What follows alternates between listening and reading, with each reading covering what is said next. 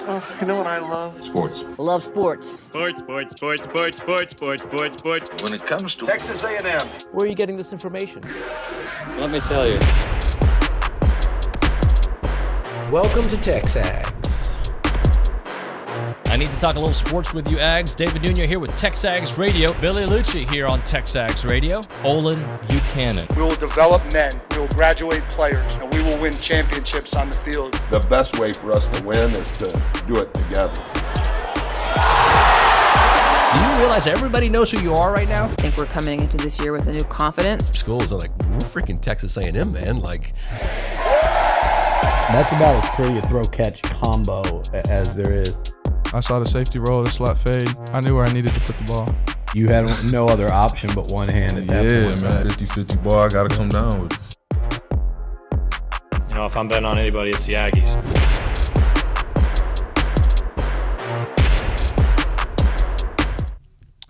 Abrupt stop, and hello, everybody. TexAgs Radio, presented by David Gardner's Jewelers. Rollo Insurance Studio Go Hour, presented by The Warehouse at CC Creations. No Hollywood Elite news this morning about anybody getting arrested, OB, but let's get into, well, you made a joke earlier, so that's why I went there. Good morning, buddy. Yeah, good morning. How are you? I'm doing all right. Baseball won yesterday. We'll talk about that this hour. But I thought we could start with a little spring football. Never a bad time to talk about football, especially Texas A&M football. Well, the insight we're about to get into, we didn't witness with our own eyes, right? But we're just going to talk in generalities, if you will, about some of the I read Hop's practice report and just some of the changes that he has seen. And one of the things I wanted to bring up was just the quarterback part that he talked about. I don't know if you read his write-up, but he says, the other interesting observation from quarterbacks was several drills conducted with the tight ends and running backs, forcing the QB to read the alignment and make a decision whether to hit the tight end in a seam or hit the running backs flat.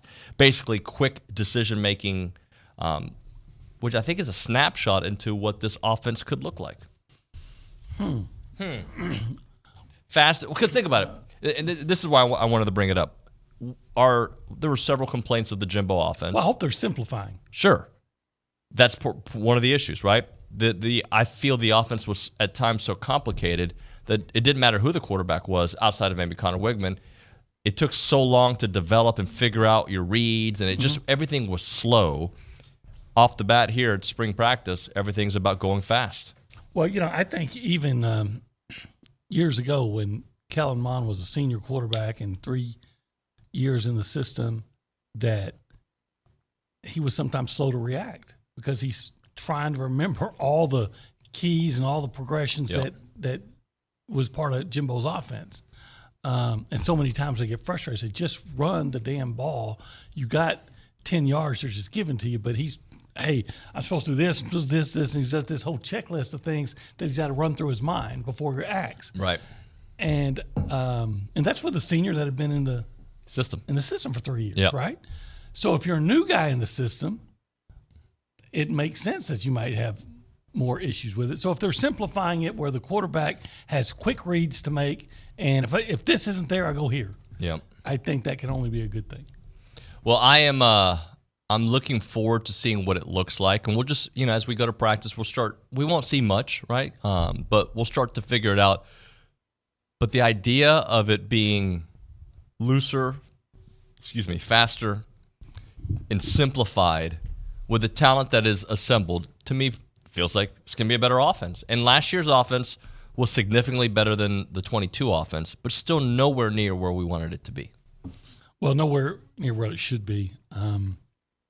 There's so many issues that have to be worked out, though.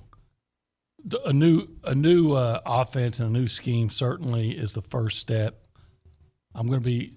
Whenever I get out there, I'm going to be so interested in just seeing what's going on with the offensive line. Yeah. Because that was the weakness of the team last year. It cost you your quarterback. Cost you several.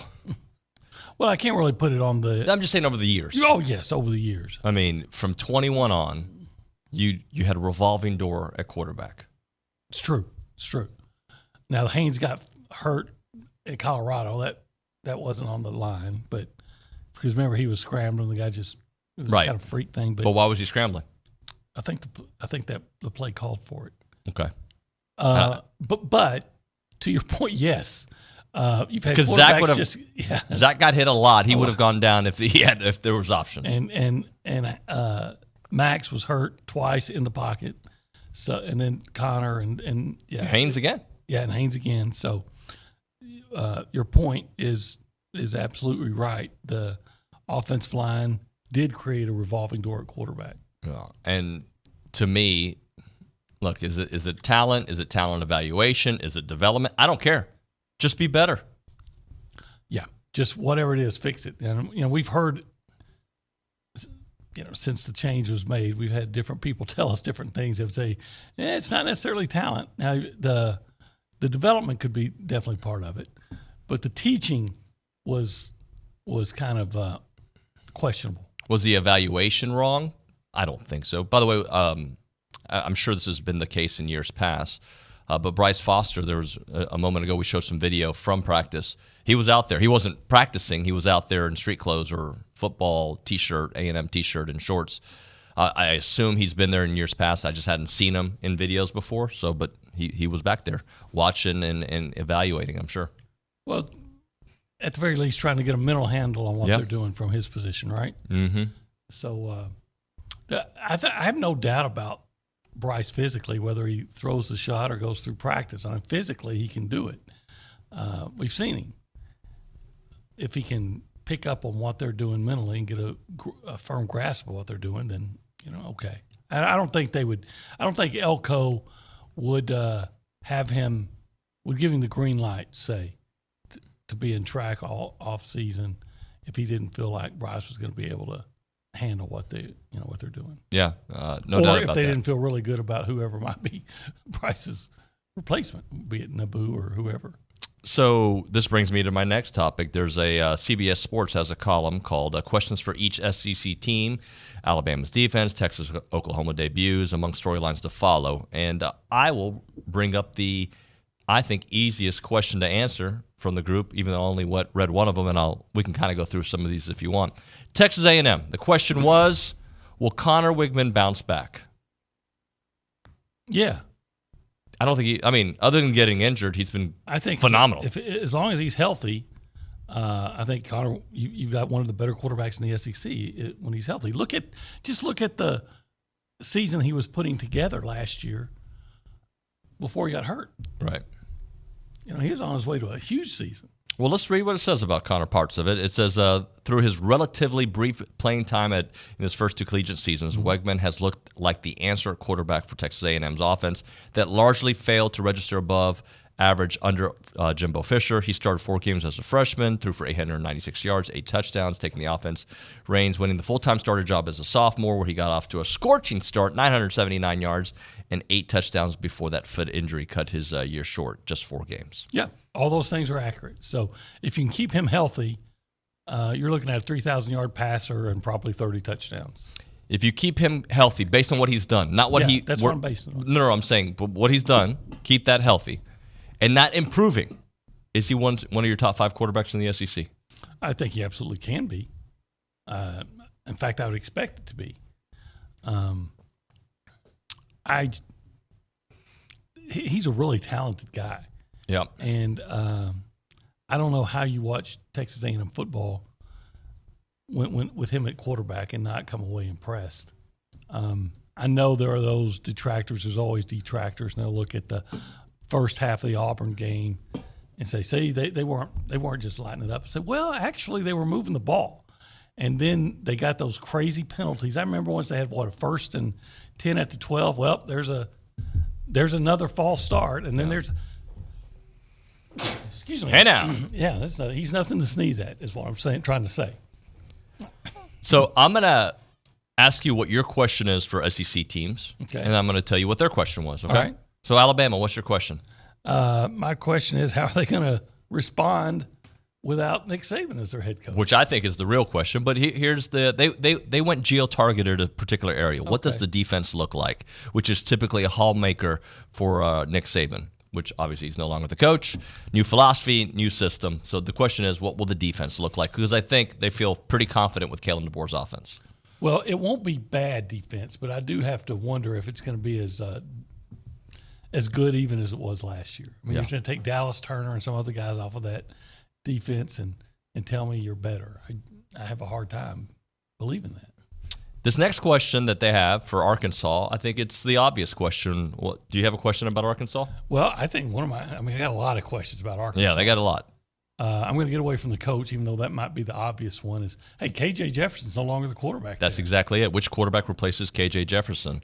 That is because he was the only thing I feel like that was working for them last year. I mean, Rocket Sanders had his moments, but yeah, they got to figure out. They got a guy who was a transfer from North Carolina that they think is going to be really good. Jacoby Criswell. Is that him? Okay. Yes, him. But I like the guy that I know is good as opposed to the guy I think is going to be good. Right. And by the way, Bobby Petrino, their offensive coordinator, we'll see how that works in that system. It'll work well for them. Auburn. I'll read you the question. Can anybody push Peyton Thorne? The Peyton Thorne that we saw. Out the door. He actually played much better after the A&M game when he came back in. But I like that version of Peyton Thorne when they come, when we play Auburn. Yeah, I wonder about, did they have the receivers to make Peyton Thorne look any better? And their offensive line last year was atrocious.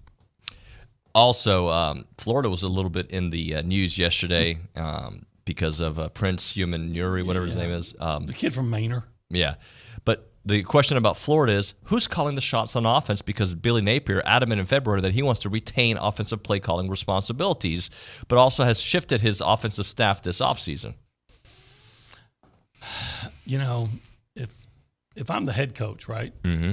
and I know I'm in trouble, there's two schools of thought, but my school of thought is if I'm going to go down, call my own shot. Sure.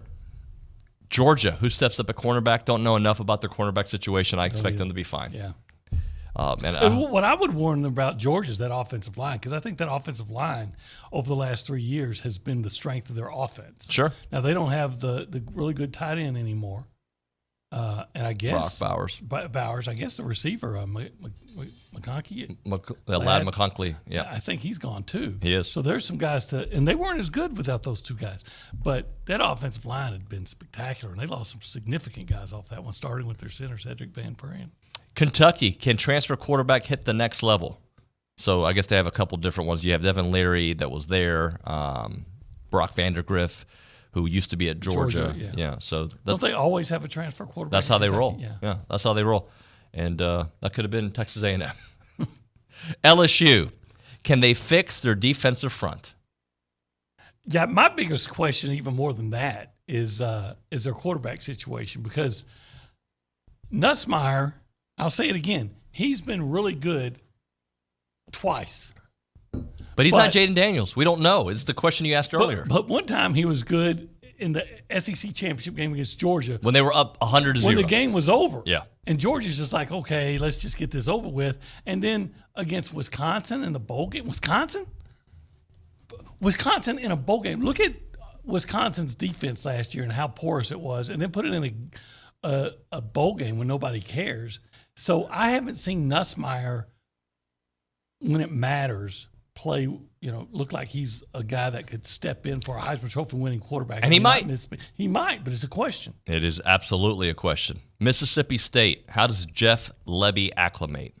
Oh, well, it'll be better than last year. Jeff Lebby's in a great situation because he's replacing the worst guy instead of the best guy. Yeah. So, yeah, Jeff Lebby's in a great situation. Did you see reports about, and it's not, apparently his mom said no, but Quinshon Judkins, apparently there was rumors that he was considering going back to Ole Miss. He just lost his black stripe, I guess, in the last couple of days with Ohio State, which means he's cemented his way there, and his mom laughed at the notion that he was considering going back. But the question about Ole Miss is, what's the answer at running back?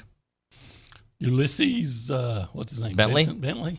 Logan Diggs joined the team this spring. Logan Diggs from LSU. He didn't exactly light it up at LSU either. Yeah, but I feel like Lane Kiffin's offense wouldn't be my worry there.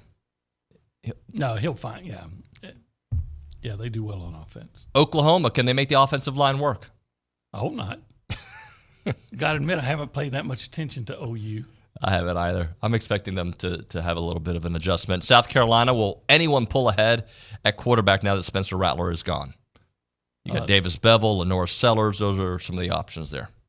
Those are some big names. Tennessee. Can the new look secondary come together? Because everybody's already giving the Heisman Trophy to Nico Lamaleva. Am I saying that right? Probably. So this is the next quarterback. Last year we're being told that Joe Milton was going to be so good that you would forget Hayden Hooker. Hendon Hooker. Yeah. And I thought that was a stretch. Now this guy's going to – I don't know. If you follow Tennessee, you know more about Tennessee than I do, and I guess their secondary must have been pretty porous. Yeah, they picked up some guys. A&M didn't have an offense that could capitalize on a porous Tennessee secondary. Well, one of the guys that A&M was looking at in the portal, Jermod McCoy, ended up going to Tennessee, and I remember it was close. A&M had a chance, but he's going to be their starting cornerback or one of their starting cornerbacks. Texas, is Isaiah Bond ready for a full breakout? His word is his bond. The receiver? Yep. He didn't break out last year at Alabama? No. He did have that. You know what? He did have that touchdown pass against Auburn. Yeah. He's good. He's not as good as the guys they want him to replace. I agree. Vanderbilt. Do we care? All right, I'll just read it. Who emerges at the skill positions? Yeah, they don't typically have a lot of skill at Vanderbilt. No. If you want to be part of the conversation this morning, you can do it. You can ask us our questions about A&M football. We'll give you an honest assessment. Talk about SEC football, you name it. 979-693-1150. Let's go around the room and say hello to the people. We go behind the glass, and there is, I think, Nick Savage, but maybe Jackson Moss. Who's there? The more attractive one, gosh. better looking one, is in studio today. I'm running the ship. Somebody actually told me, I think it might have been Justin Lanham. It might have been. Don't quote me on this, but somebody's like, I like that Jackson kid. He's good. Well, I was like, Freddie Jackson? I don't know if I'll ever meet Michael Jackson, Jackson? but I'm looking forward to meeting him if I do. Tito Jackson? Anybody but this Jackson. Marlon, Santana Jackson. Yeah. I'm sorry, Miss Jackson. O'Shea Jackson? We can keep going. Miss Jackson, if you're nasty. Janet? I will say this, the wife. Which is the other Jackson, the other lady who was a singer for a short period? LaToya. Janet Jackson. LaToya. Sorry, Jackson Moss, continue. All right, I got a couple questions. We're already talking about SEC football, so I want some predictions from y'all. The West seems like it's going to be a little bit up for grabs next year still. And, is there a West? Yeah, I was going to say, I'm predicting no one wins the West. Yeah. Okay. Well, there's no West anymore. There are no longer divisions, which makes no sense to me, but okay. So I was going to say, what is y'all's prediction on Kalen DeBoer and how he's going to do at Alabama? Over under, I think I've asked you this, David, already, but over under wins and losses. I don't know. I think they're going to be good. I think Kellen DeBoer's a really good coach. It's Alabama. They can still. Is it going to be as good as Nick Saban? No, because Nick Saban's the greatest of all time. But I think Kalen DeBoer's pretty darn good. Yeah, but he's not Nick Saban, and I would like to look at. I haven't really paid attention to their schedule yet, but I wouldn't be surprised if Alabama lost 3 games next year, just off the top of my head. You take some of the guys off their defense, you're always saying, the next guy's always going to be as good. Well, they found out that that's not necessarily the case. That's true. And I do think that I actually like the quarterback, Milroe. Yeah. If you use him right. And I don't know if Milroe fits into what DeBoer really wants to do. I mean, he doesn't throw the ball like Michael Penix. So DeBoer had a heck of a quarterback. Yep. And he had a heck of a quarterback throwing against some of the worst pass defenses in the country on a weekly basis. Yep. Now he did what you're supposed to do against teams like that. But and again, this is not to say that DeBoer is incompetent. It's not going to be good. No, I'm not saying that. I'm just saying that's reason for me to think, man, these guys might lose more games than you typically see from an Alabama team, because last year they could have lost. Yeah, so many more that they got away with. Different coach, so I have to have different mindset. But if last year when it looked like this could be a 5-loss Bama team, different coach, I get it, right? And they end up, going to the playoffs. Mm-hmm.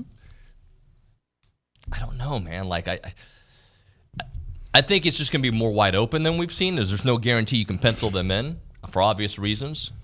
But I still think they're going to be one of the elites. And in an expanded playoff world, If someone put the over-under on Alabama at 9.5, I would take the over. If someone put it at 10.5, I would take the under. Yeah, I agree with that. I think that is a good way to phrase it. Let's do this. Let's hit a break. Eric, I know we'll get to you here at the Angry Elephant News and Social Center, but we'll do it on the next segment because it's already 8:20, and I don't want Louis to come and want to fight me. So we'll hit a break here. We'll talk a little Heritage Films for you. That's Chance McClain's company. I say his name all the time because you get to deal with the founder of the company. You get to deal with the guy, the brains of the operation when you call him up at 713-893-8341. What is Heritage Films? It is a documentary company for families, for family businesses, family ranches. You want a documentary done? You should. If you don't, how about having a story to keep for next generation and the generation after that? That's the beauty of doing a heritage film. The chance to will tell your family story, the origin, the beginnings, and have it all documented, and then you'll get to have it in this Netflix-style HBO form documentary that you're going to be able to cherish for generation after generation. And that's not the only option you have with Heritage Films. You can also do a Yearflix, which is more of a 20-minute Q&A video for the youngers out there. So you can do it for somebody who's a 6th grader, 8th grader, freshman in high school, freshman in college, and just get to find out where they're at in life, what they're into, what they like, what they don't like, their best friends, their favorite movies, some awesome moments, and have it done in a fun form that you can use as a benchmark video and then have followed up a couple years later. The website is yourheritagefilm.com, yourheritagefilm.com, 713-893-8341, 713-893-8341.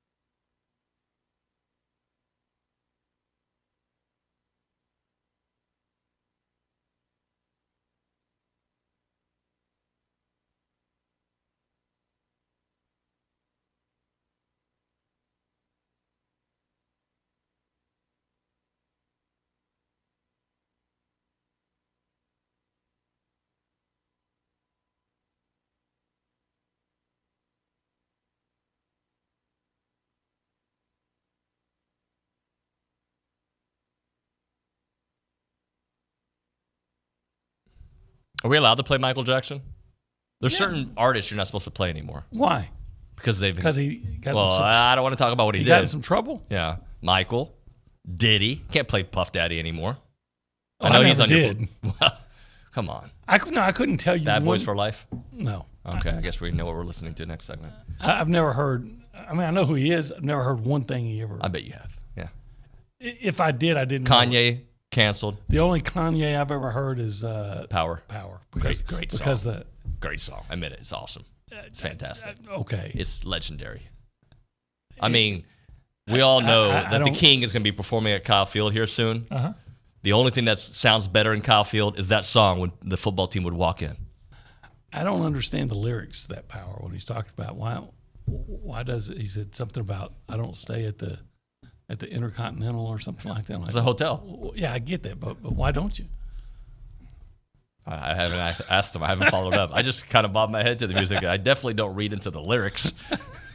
I don't want to get canceled. We're gonna move on. Tom Hanks too in the news. We're not going there. We're Again? No. Hopefully he's not really in the news, but there's stuff on this. Yeah, everybody's in the crosshairs. That's what I'm saying. Well, just act right. Maybe you don't have to worry about anything. There you go. Like we did in Memphis. We were good boys. Well, I acted right. I went to bed by 10 o'clock every time, except for the game nights. That's not true either. Oh, yeah, you're right. We ate one night at like 1:30 in the morning. You're right. When we got patted down. We got patted down. The only time I've ever gone to a restaurant and had to get patted down beforehand. I think it's the only time I've been to a restaurant. I've been to a party or not a club where you had to be patted down, but never to a dinner. Never even been in a club where I had to get patted down. Hello, sir. I'd like to get some buffalo wings. Sure. Whoa. Hey, now that was close. Yeah. Hey, we do need to get to the Angry Elephant News and Social Center. I do want to say this. TexAgs Radio, presented by David Gardner's Jewelers. Rollo Insurance Studio. You knew that. Yeah. Yeah. Go Hour, presented by CC Creations. Or the warehouse at CC Creations. I do want to say, can we leave Jimbo alone? Can a brother get a workout in? Be like that guy with Brittany. Said, leave Jimbo alone. Yes. Can you do that again? Leave Jimbo alone. Leave him alone. Poor guy's trying to better his life. Yeah. Like the only thing, if Jimbo wants, I'll give him a plan. I got him. We'll go through his macronutrients. Well, I'll do it. But can we let him work out in peace? I think he had a better workout situation than the team did the last year. But what's Jimbo going to Planet Fitness for? Because he can't afford a good membership. There goes that sponsorship. Yeah, make sure I get this $10 a month. Planet Fitness, I got you. I only have 6 million or 8,900,999 and whatever left over. Maybe it's in his commute when he goes into town. It's on the drive. Actually, I got to respect that. Why spend more than you have to on anything? How many millionaires out there, dress a certain way, T-shirt and jeans, they're unassuming? Well, I do remember when I worked at Planet Fitness, McGee worked out there too. And he's a millionaire. He's a big timer, yeah. Yeah. I think you work out where you want to work out in your garage gym with Nick Savage and the heavy metal, you go do that. Okay, yeah. Jimbo, I got your back, buddy. I think it's uncool. People take a picture. I mean, I'm sure he's got an HEB. Nobody's taking a picture of him there. You know what? I've heard that it's a problem with people taking pictures at the gym. At the gym. Now, usually they involve different subject matter, but it's still kind of the same thing. Taking pictures at the gym. I mean, I know Billy does it behind my back, but that's for us to laugh. We all laugh at my sleeveless shirts. Let's go to the Angry Elephant News and Social Center. That's where we find Eric Casares 30 minutes later. Eric, good morning, buddy. Good morning. I got a couple things on my mind right now. First of all, Sweet 16, 2 SEC teams remaining, Bama and Tennessee. And then also I wanted to get y'all's thoughts on the new NFL rules. First, we got to talk about the hip drop tackle that they just banned and then the new kickoff rules. What are y'all thoughts on that? New kickoff rules, I really don't like them. We talked about that yesterday. I don't think you have to change things sometimes. Just put it at the 25 and go. Or just play. Play football. We've been playing it for 100 years. Just play it. I know. They're trying to take out the G-forces where you get most of your injuries and things. Okay, fine. If you're going to do that, then just put the ball at the 25 and let's go, As far as the other tackle, I'm not sure if I understand that. Me neither. There's a certain tackle you can't do. Now you can't, you can't hit the quarterback and fall on top of him. there's so many places you can't strike. Don't hit them above the shoulders, but don't hit them in the knees either. Don't hit them. Just scare them. Gotcha. Yeah, I think that's where we're headed. Boo. Yeah, my thing is like if the players didn't ask for it, why would you insist the rule? Like I understand they're trying to cut back on the injuries. No, that's exactly why. But yeah, like the NFLPA put out a statement saying that they can't support them changing that rule. So I don't really understand the process of going that. I do think the kickoff is interesting because apparently 21% of kickoffs were returned in 2023. So it was like the lowest it had ever been. So I think they're just trying to come up with a solution to make more kickoffs happen. OB, serious question for you. How different will the NFL look in 20 years? Like at the rate it's going right now. You mean the National Flag Football League? Yes, exactly. Yeah, I think that's where we're headed. Shireen Williams has, I think, an article, or she tweeted, I saw it somewhere, that college football is going to pay close attention to what's happening with the NFL kickoff rules. You don't have to change things, guys. Sometimes things are fine. What I guess I need to see the numbers. What I wonder is, they want to keep the kickoff in. The problem is the kickers their legs have gotten so strong. Unfortunately, not at A&M, but the kickers are always kicking the ball out of the end zone, and so there's So are they gonna then start like narrowing the goalposts if there's too many field goals because guys are making 50? If a 50-yarder is still as automatic as a 30-yarder, it seems like, maybe even more so. But it's not that unusual. It's unusual, but it's not unheard of to hit 60-yarders now. Right. Eric, what else you got for us, buddy? Yeah, so let's go ahead and get on into some news. Aggie baseball. Well, it was looking for a second there. It was going to be a perfect shutout win last night, but up 6-0 in the last late innings, midweek matchup against Houston Christian. Until the top of the ninth, Huskies were able to get 3 runs in, make it a final score of 6-3. A&M moves to 22-3 on the season, ranked number 4th in the country, 16-0 all-time versus Houston Christian. They will conclude their 8-game homestand with 3 games set versus Auburn, starting tomorrow at 6 p.m., and the pitching has been phenomenal. Yeah, it's been good. What do you think about that 6-3 midweek win over Houston Christian? It was 6-0 until what inning was it? Up top of the ninth, they got 3 runs. Yeah. I love it. I don't care. I don't care how they do it. Just win. Like the midweek games don't worry me as much. Because they don't mean as much to you? Well, every game means the same, but I think you are obviously trying I don't think every game means the same. It's weighted the same at the end of the year. Well, I mean, it counts as a win. Yeah. But I still don't think if you're playing Houston Christian, you come in with the same mentality when you're playing LSU. No. But I think it's human nature. But you still try to win. Oh, without a doubt. Yeah, you always try to win. Let me read this. PG Ag and King Oaks. Does TexAgs have a spring practice schedule? Do you know if there's a planned open practice? So, no, we don't have a schedule because I think we are alerted when we can go like 24 to 48 hours before, right? So there's no actual schedule out there for us, and I haven't heard anything of an open practice for spring. I haven't either. Yeah, but I haven't heard anything really regarding football for a while. I need to get up to date, right? Because we've been dealing with basketball up until Sunday. Yep. All right, let's hit a break here. We'll come back, wrap up the season with Coach Tom. Tom Schuberth is around, so I see him there in the lobby. Right now, a moment for Caldwell Country Chevrolet. They're on Highway 21 in Caldwell. They are online at caldwellcountrychevrolet.com. When you're looking for a new vehicle, there's a lot of questions you're going to have, like pricing, what you can afford, what you're going to get as a trade-in value, what's the whole process going to be like, do I have to go to this place and that place, yada, yada, yada. If you start your search there at Caldwell Country Chevrolet, you're going to see all the vehicles that they have on the lot. You're going to get a good feel for the pricing, but then when you step on the lot, you're going to be blown away with the entire experience. You'll test drive a car. You'll get all the options in front of you with the best customer service out there. If you've purchased a vehicle there from Caldwell Country Chevrolet, you know exactly what I'm talking about. They are the best when it comes to taking care of you. Great trade-in value, great people, and again, great pricing and great vehicles. At the end of the day, that's what you want. So it's only a 15-minute drive, the edge of Bryan to the beginnings of Caldwell. Short conversation away, but you'll see the difference when you step on the lot and do business with the great people there at Caldwell Country Chevrolet. Highway 21 in Caldwell, online, caldwellcountrychevrolet.com.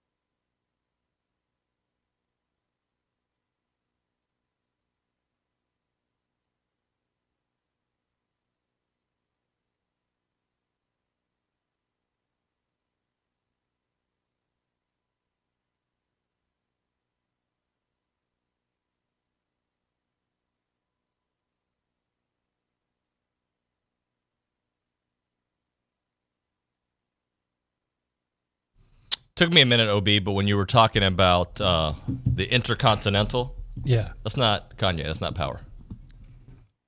It's Drake trophies. Well, maybe I'm quoting wrong. I know you're a big rap historian. I just wanted to make sure. I'm just trying to remember the words to that song that I hear when they come out.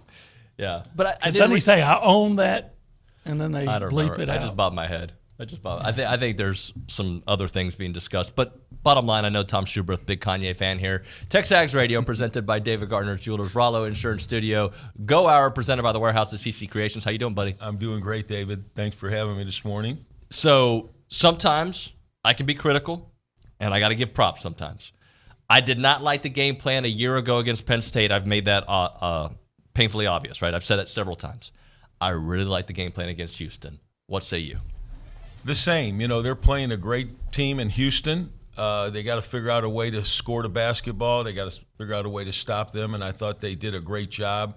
I thought Houston played really well for, 38 minutes and 38 seconds? Is that the breakdown correctly? Yeah. And then they kind of, folded there, but it had a lot to do with the Aggies, with the resiliency and never quitting. What an exciting game. I mean, to say that game was going to go into overtime with a minute 22 to go, you would have probably thought the person saying that was nuts. But it was fun. Unfortunately, we fell short. But in the long run, I do think Houston deserved to win the game. I mean, I do think they outplayed us for the most part. But coming back like that, I thought the Aggies were going to win in overtime, though. Yeah. OB?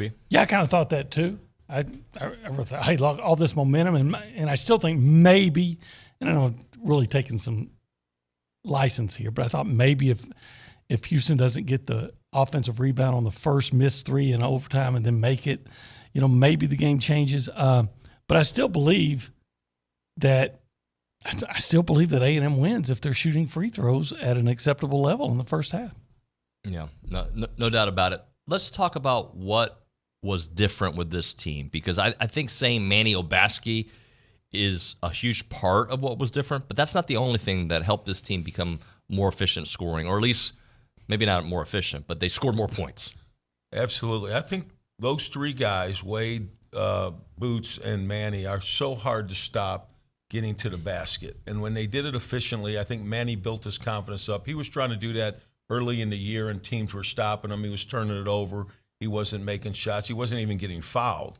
And then he built that confidence, and they just kept doing it. And it was amazing how they could get in the lane and get fouled. And then the other thing that I thought set the season apart, and I'm still trying to figure it out, and I watch as a coach, or ex-coach, trying to figure out how Anderson Garcia keeps getting offensive rebounds. I mean, like every team in the country that played them after they figured it out how good, effective he was, had to have some kind of game plan or some way of trying to stop him, but they never could. And I think the offensive rebounding was just so efficient this year that it made A&M a tough out no matter who they played, when they played, and how they played. And that gave us a chance. And that's why even when we were shooting 20, 15, whatever percent, we always had a chance to win the game. Well, I think that Anderson Garcia or Texas A&M was always going to offensive rebound as long as Anderson Garcia is on the team, which brings us to, if you bring back, you lose Boots Radford and Wildens Levesque, but if you are able to bring back the nucleus of this team, which is Manny Obaski, which is Wade Taylor, Anderson Garcia, Solomon Washington, Henry Coleman, what would you kind of expect in 24-25? I think the projection is going to be similar to this past year. I think they're going to be projected to be one of the better teams in the SEC. They're going to be expected to make the NCAA tournament. Obviously, what they get in the portal, but even if they didn't get like a dynamic player on paper, the nice thing about the portal is it's pieces of the puzzle that teams look for. But I think they're going to be picked, at least in the middle of the pack. And again, it's been proven if you finish in the top half of the SEC, you're going to get in the NCAA tournament. And that's really at the end of the year what you're trying to do. It doesn't matter where you finish. I mean, I don't know, 7th or 8th we were this year, 9-9 in the league. We thought we were going to maybe go 12-6 or 11-7. They go 9-9. They win the key games. They play well at the end. And so I think they're going to be a good team. Personally, I think you could never have too much shooting. And I'll use an example. 2 years ago, Connecticut played New Mexico State in the first round of the NCAA tournament, and New Mexico State upset them and beat them. And Bobby Hurley was all upset, and he went out and he said, I didn't have enough shooting. You know, he had these great athletes, pretty much similar to the guys they had. They play really good defense. He went out and he got a bunch of shooters, and he said, that's why we won the national championship. We could shoot the ball. We made up for mistakes when we had the game. This year, he even went out and added a couple more shooters into that national championship team. So I don't think there's any team in the country that could ever have too many shooters. And as a coach, shooting makes up for a lot of mistakes. You know, when your offense isn't efficient and you got a guy that can make a basket at the end of the shot clock or, you know, at the end of the game, it really makes you look like a smart and good coach if he puts the ball in the basket. It has been surmised, or people have alluded to, that the reason Buzz doesn't necessarily recruit a bunch of shooters is because they don't play defense. They're not physical enough. A lot of the guys who are just sharp shooters bring that to the table. But other programs figure it out. But Buzz requires a different kind of intensity in defense. I agree to a certain extent, David. I think it's a lot easier to teach somebody how to play good, hard defense and be competitive than it is to make a guy really be an efficient shooter. So I think it's more the mentality. I know Buzz is, all about toughness, and he's hard on him. I mean, I've talked to guys that work for him, and I don't mean it in a derogatory way. I mean as a compliment. He expects a guy to give 100% effort in everything they do, which is wonderful. I call it old school basketball, and that's why I think Buzz's teams are successful. I just hope he can find a guy that can shoot the ball, or maybe we get our confidence back. I thought we lost our confidence, particularly Wade. I mean, he looked like a different guy there for 4 or 5 games. I think you guys agree with me on that. I mean, he didn't even look like he wanted the ball or wanted to shoot, but that happens in long seasons. The unique thing about it is they all came together and kind of peaked at the right time. And I've read a lot of blogs and posts about, being an 8 or 9 seed. And then you have to play the 1 seed. But if you're going to play the 1 seed, that's the time to get them, rather than late, because they're usually more prepared. So I thought the season was perfect. And the last thing I'd like to say, I think we matched up good against Houston. I mean, we were one of the few teams, I think, that Houston hated to see early because of the way we play, how hard we play, kind of that rivalry. And, it was just an amazing effort and very entertaining game. Buzz does have a way about getting his teams to be playing their best, with the exception of the Penn State game last year, at the end of the year. I mean, that's obvious. Look at the last 3 years. So I credit him for that.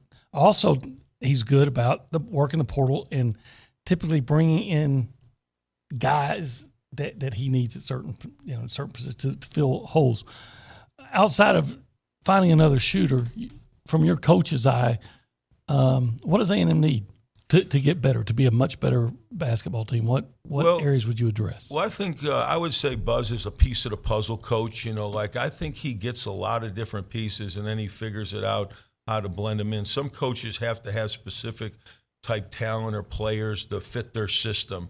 And again, I don't know what their thoughts are. I haven't talked to them since the season's ended. But I do think you can never get enough talent.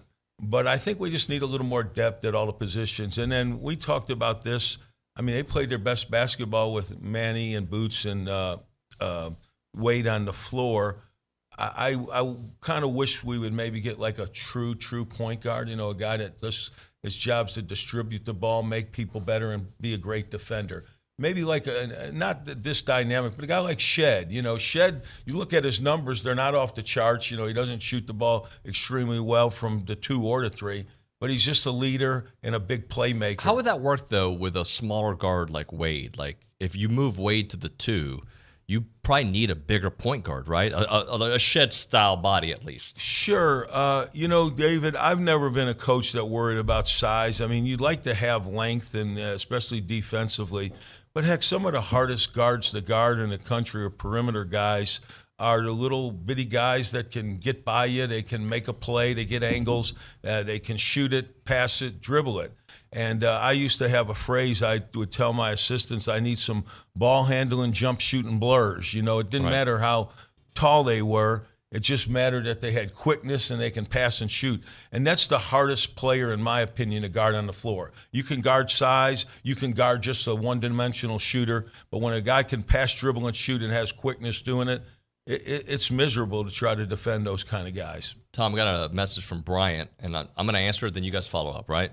Don't forget about Marble. He's going to be huge for next season if he can play. I'm not banking on Marble because he wasn't mentioned once this year. There's been no little sprinkles of information that would make me think he'd be back. I don't know that to be the case. It's just that's my vibe. I agree. You know, in the beginning of the year, we were definitely missing Marble, or I think the fans felt that way. You know, we're not really a post-up team, and I think Marble, that was his biggest strength, playing with his back to the basket. You know, this may sound crazy, but we might not have been as effective team if we had him. You know, we found a way to win ball games, get in a tournament.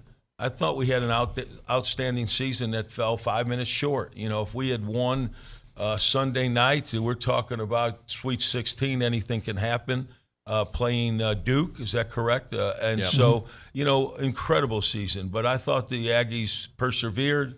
It would have been nice to have another big guy, but I didn't think that was our deficiency this year. I thought our lack of being consistent from shooting from the outside was our biggest Achilles heel, in my opinion.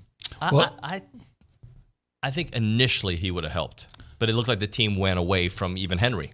Well, I think that obviously I don't see the things the same way a coach does, right? So I'm going to defer. Okay. I'm going to defer, but I will say this from my standpoint,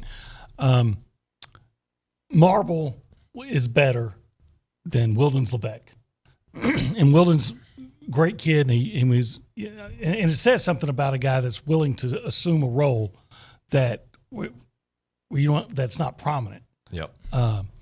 But I think even if your game is not centered around having a low post guy, I think you need that option. And so if you would have some, and quite frankly, I've said it before all year, I think there's some tendency to elevate Marble to more than he was. I think you need to get in Marble. I hope he's back if he didn't do something that was too heinous, because I don't know we still don't know why he was ineligible. But I do think you need to get better and bigger. Maybe not so much to change your offense, but to have another option and just, quite frankly, just to bang around with some of the teams that you play that are really big. They have, in my opinion, when they played Arkansas, their biggest issue with Arkansas was Mekhi Mitchell. You didn't have anybody that could, and he's not a great player, right, but you didn't have anybody that could match up with him. Hey, Tom, we got to hit a break here. I do want to read this. Figurine champ, Coach Tom Schuberth, thank you for your input this year. Great addition to the TexAgs crew. So the listeners really appreciate your insight. I've enjoyed getting to know you a little bit better. Thanks for your help this year, buddy. Thank you. We'll do it again? Sure, absolutely. All right, man. Thank you very much, Tom. We'll hit a break here. We'll come back with a short segment to close out the Go Hour. It's TexAgs Radio.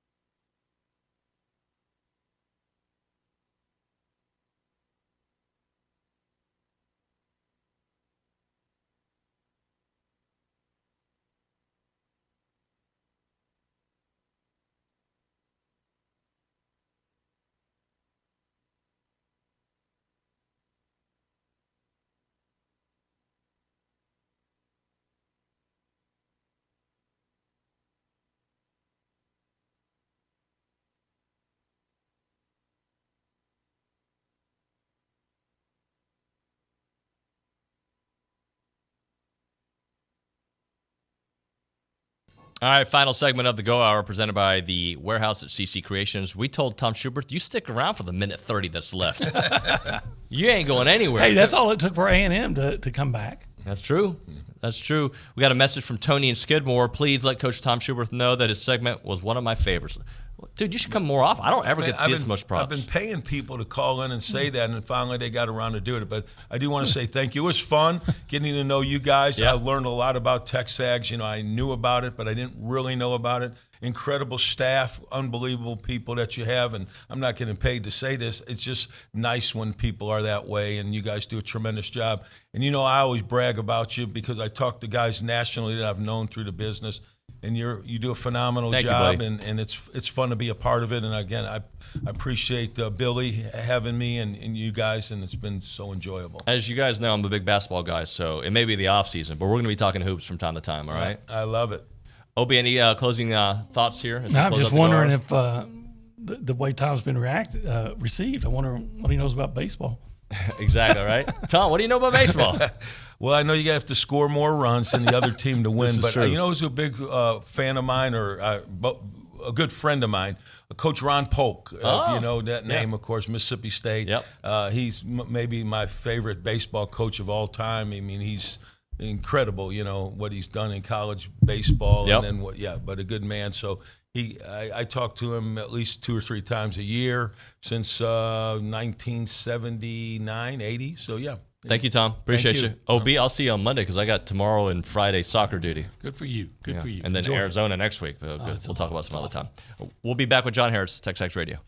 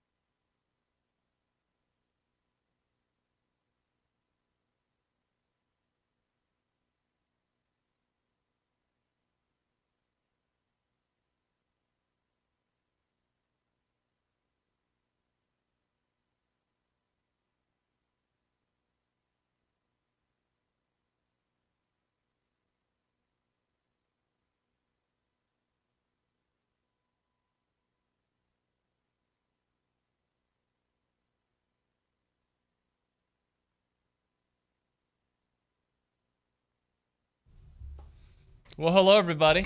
TexAgs Radio, presented by David Gardner's Jewelers, Rollo Insurance Studio.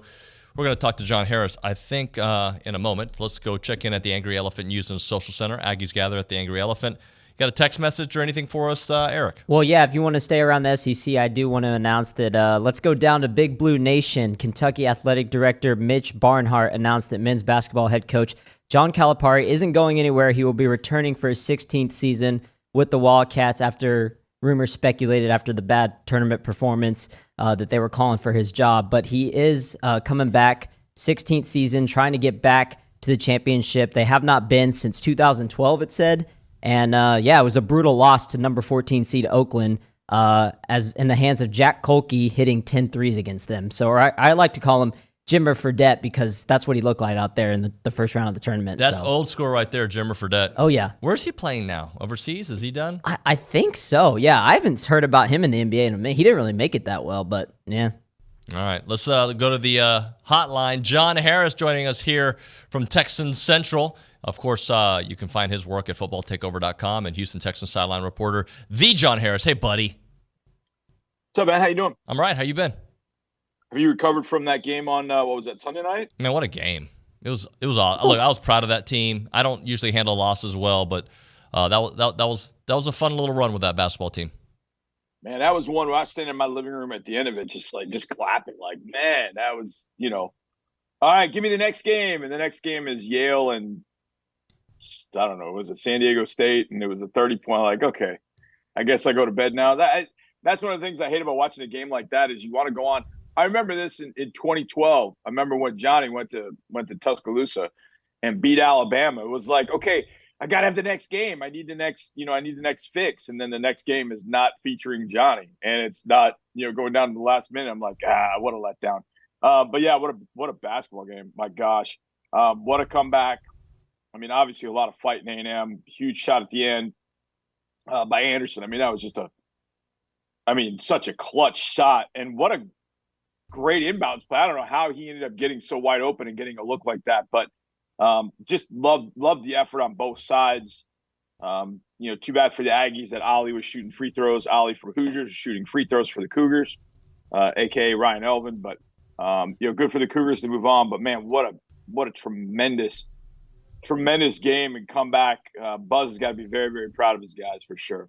No doubt about it. Johnny, tell me how I should feel about this new kickoff rule because, look, it might make a lot of sense. It might be the right thing to do, but, like, they're changing my game, bro. Like, you can't just change tic-tac-toe and make it, now you have to do four squares. Like, help me understand. Should I be okay with this? Is it going to be good? Is it going to eventually be like, all right, this is just football now? Well, it's funny.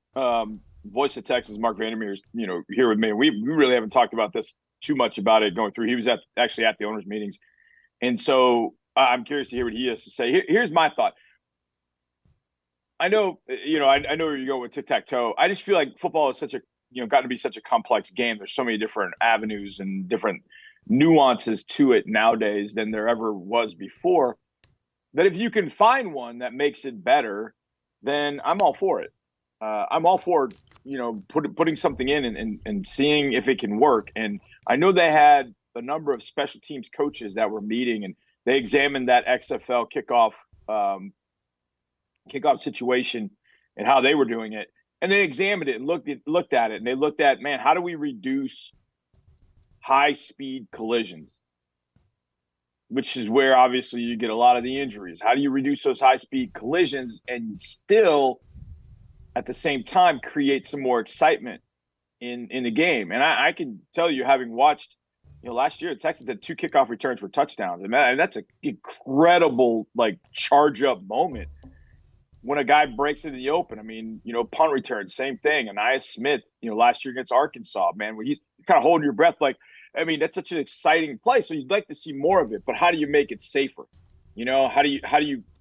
How do you actually make the return a viable thing in the NFL now? Because basically, and I think this is happening in college football now with the touchback rule, a guy gets the ball at the 5-yard line on this amazing, kind of pop-up kick and can fair catch at 7, and then all of a sudden you get the ball at 25. They did that in the NFL last year, and I thought NFL people were going to lose their mind. And it just really took the return out of the game for the most part. I think this adds the return back to the game. I think that's going to end up being really interesting. And I was asked about it. I can't remember who I was talking to. I was asked about it by somebody, and I said, what we need to be aware of and look out for are the number 3 running back. Because I think about what the Texans did last year with Dameon Pierce. Dameon was not getting time on the field, and they're like, man, how do we get some out of this guy? Hey, let's put him on kickoff. So on the first or second kickoff he ever returned, he took it 98 yards to the house. It's like, wait a second. Maybe we got something here. Maybe the third down running back now is somebody that, okay, he can help us in the pass game on third down, but you know what? He can really help us on this new kickoff return. And so it just so happened, my schedule, the last night was my night to write up my report on Ainias Smith. Now, basically, it was just kind of fine-tuning what I'd already written for 5 years or whatever it was. But it just happened last night, and the very last thing that I ended up writing was Ainias Smith's draft stock might end up going up because he's got some running back abilities combined with his return abilities. He might be tailor-made for this new kickoff rule. And you start thinking about, okay, how are all the ways that Ainias can impact the game? Well, kind of prior to this, you're thinking, well, he can play in the slot. He can play running back a little bit. You can throw him the ball to the slot. He can do a number of different things. But then all of a sudden, what about this new return? Because he's got running back eyes, and you're probably going to run some things with that kickoff that are kind of offensively driven. You might block things a certain way, like a run play. Well, you want a running back that can read the hole and read where to go. And then all of a sudden, boom, you can pop through there, and he's got all those tools. So I think what it does is it opens things up for players with return abilities. David, in my scouting reports that I've written over the last couple of years, I have not really put a lot about return abilities because who's returning the ball? Well, now you're going to. And I think a guy like Ainias Smith, ironically enough, is going to be someone that benefits from this. So I think it's going to end up being a benefit. It's just going to look weird for a little while. It's going to look weird for everybody for a little while. But I think once everybody gets accustomed to it, I think they're going to end up seeing some value in it. And for that reason, I like it. Johnny, one of the worst questions I've ever asked you about to happen right here. And this is a total typical David Nuño type of question. So maybe I ask a lot of these. If there was a battle royal with NFL coaches, would the last 2 remaining men be Dan Campbell and D'Amico Ryans? Yes. I don't think there's anybody close, right? Those 2, right? Yeah. I mean, now if Vrabel were still coaching, he'd be in the mix. Vrabel would probably bite and kick and do some nasty stuff. Vrabel would stick in a fight for sure. I'm trying to think if there's anybody else. Sean McVay's one heck of an athlete, but size-wise, he would lose out. So yeah, I think it would come down to DC and D'Amico for sure. And we'll see DC this year at NRG Stadium. That's gonna be fun. That is right. I have a feeling you might see Billy Lucci at that game. That's just a thought. He might be there. just a hunch. Just a hunch. Yeah, it was good to see Luch. In fact, business off the air, on the air. I saw Luch at Pro Day, so he said, the 3 of us got to get together for a lunch. So we'll try and get that on a calendar sometime. Yeah, no doubt about that, Johnny. Jerry Jones, he still believes in Dak Prescott. He thinks that's his long-term quarterback, but it could be in doubt. What do you think about Dak and his time there with the Cowboys? I've always been a Dak fan. I've seen Dak. We played him in up close. I saw him in 2018, 2022, and I try and look. 2018, we had a defense that night that really got after it. That's the hardest hitting football game I've ever seen. I mean, they put Deshaun in the hospital. Leighton Vander Esch and Jalen Smith hit everything that moved. Our defense was just knocking heads, and Dak struggled that night.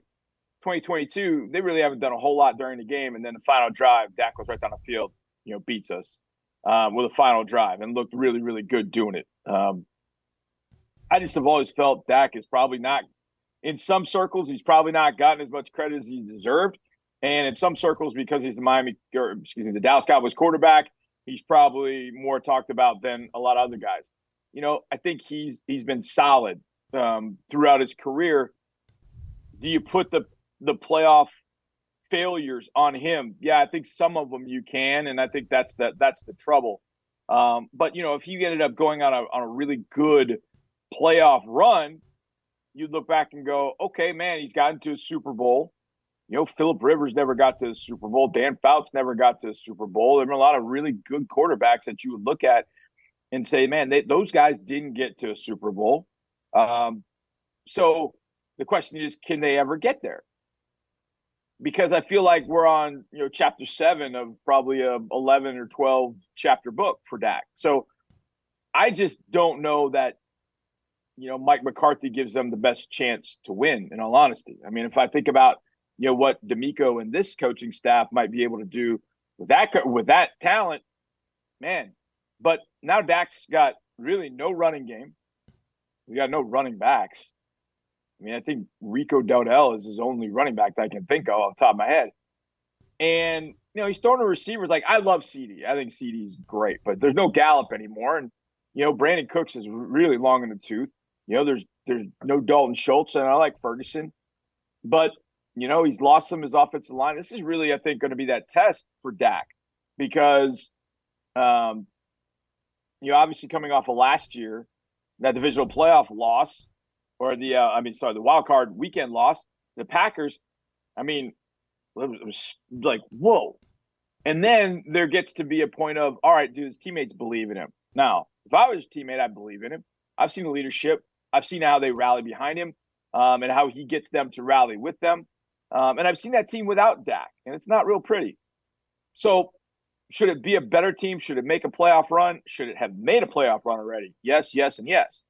But I think the hardest thing you can do is look for a quarterback. And that is really difficult. And, yeah, I know it sounds like, okay, is Dak one of those guys? I think he's a top 10 quarterback. I do think that. Is that good enough, though? And that's the question, obviously. When Dallas Cowboys are, we used to have a top quarterback. It's just really hard to find one. So jettison Dak and go looking for one and see what happens.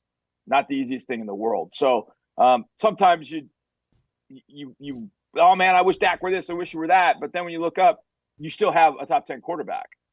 Now it's time for some other guys to make a few plays, for the defense to not go into a shell and just get obliterated in a playoff game and see where it is. If I were Dallas, I wouldn't be giving up on Dak anytime soon. I see why Jerry believes in him, but I do feel like we're getting close to nut cutting time. Like, man, if it's not this year, it's going to be when. But then you're going to go on that tour of trying to find a quarterback, and I can tell you this: next year's draft is not really where you're going to find it. Talking to John Harris. I know what Cowboys fans are thinking. Well, hey, a double dip of Dion and Shador. Yes. No. No. You do not want no. I agree with you. No, Cowboys fans. I agree with you, Johnny. Hey, two-part question, because I know you tweeted earlier, just about 10 minutes ago, about Jaden Daniels, number 4 on your Harris 100. So tell me what you like about him at the pro level. And then the follow-up to that, I'll just say it right now. We had a discussion about LSU next year, and I have a lot of doubts because Jaden Daniels is not there, and I know a lot of people love Grant Nussmeier, but how do you see LSU's offense next year under Grant Nussmeier?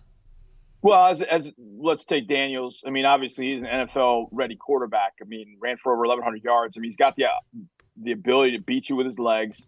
I think there isn't a throw that he can't make. I think he's very calm, cool, poised. I think he's got some clutch genes in him. I mean, we saw that in the Alabama game.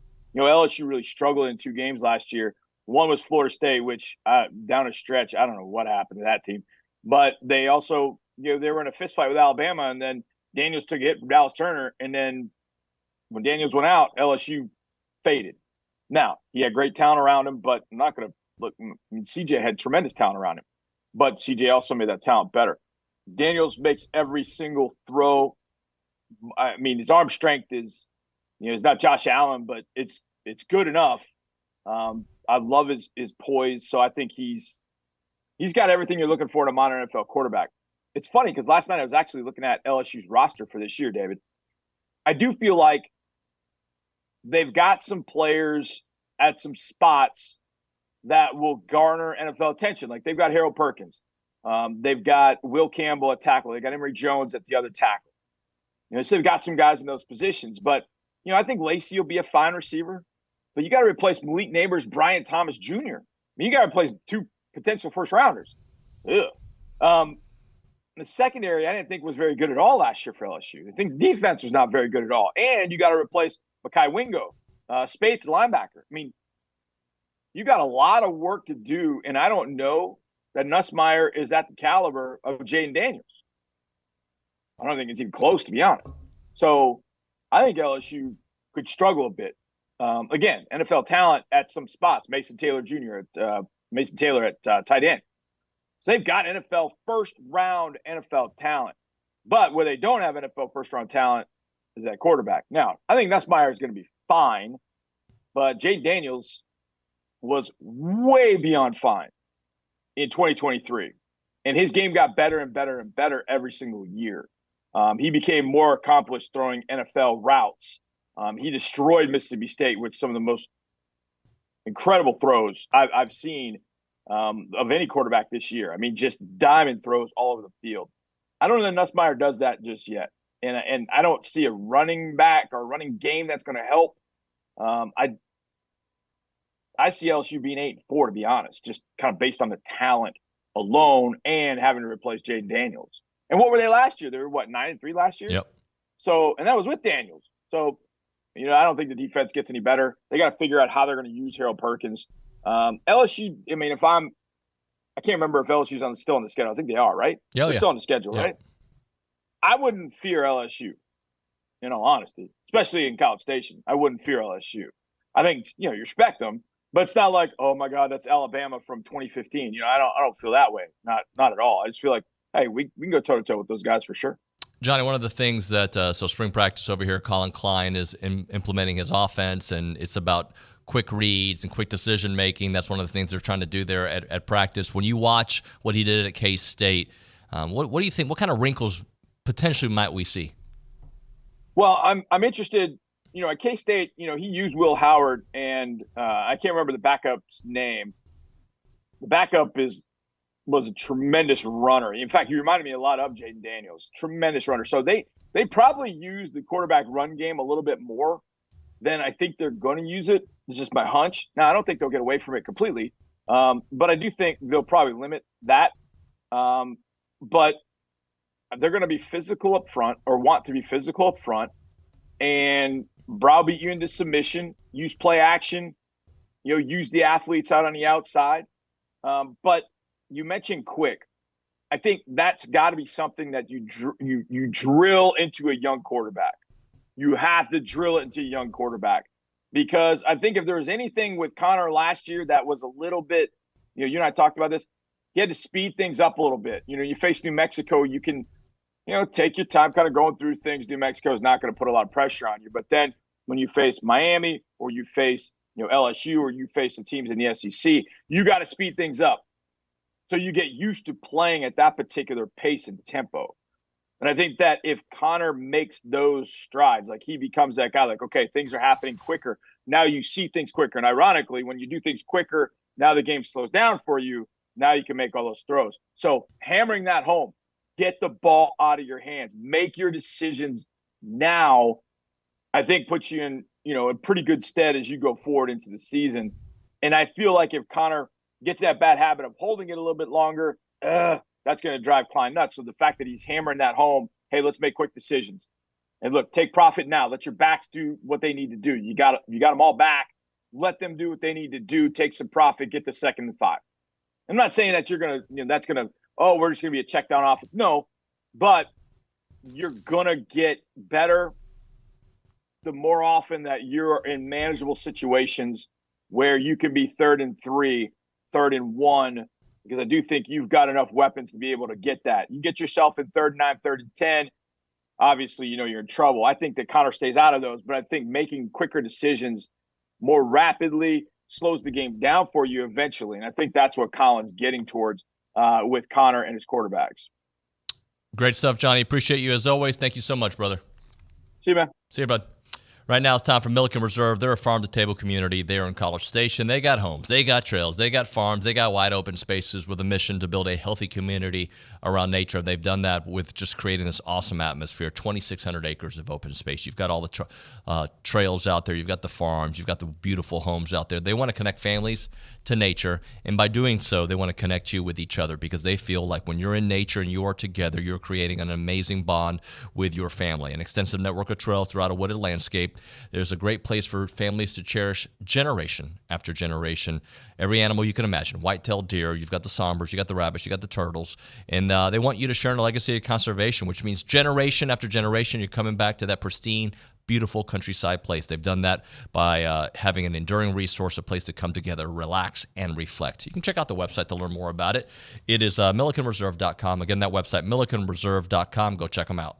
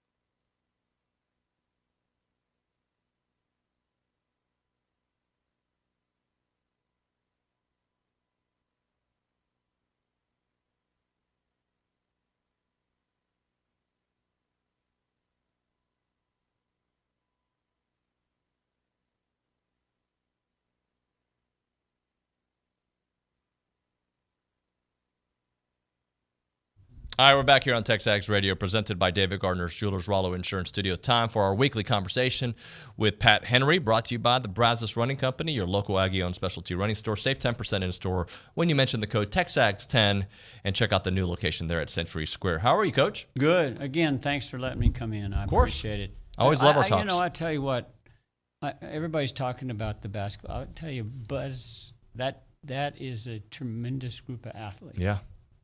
That group is, I would never want to play Texas A&M, ever, because you just don't. I guess you don't. Those guys. They fight, don't they? Every They possession. fight, and he's done a good job with them, and it's just too bad they. It's good they played Houston, but it's too bad they played Houston. Right. I would have liked to have played them later on, right? Yeah. Like maybe in the that's Final right. Four, Elite Eight. But That's right. Hey, help me understand what this is. The first U.S. Track and Field Cross Country Coaches Association rating index. The A&M men #1, the women ranked 8. Tell me what goes into this index. Well, it's just a reflection of the performances that your team has to that point across all disciplines. So, yeah, it's pretty cut and dry. I mean, it's not a vote of who people think is the best.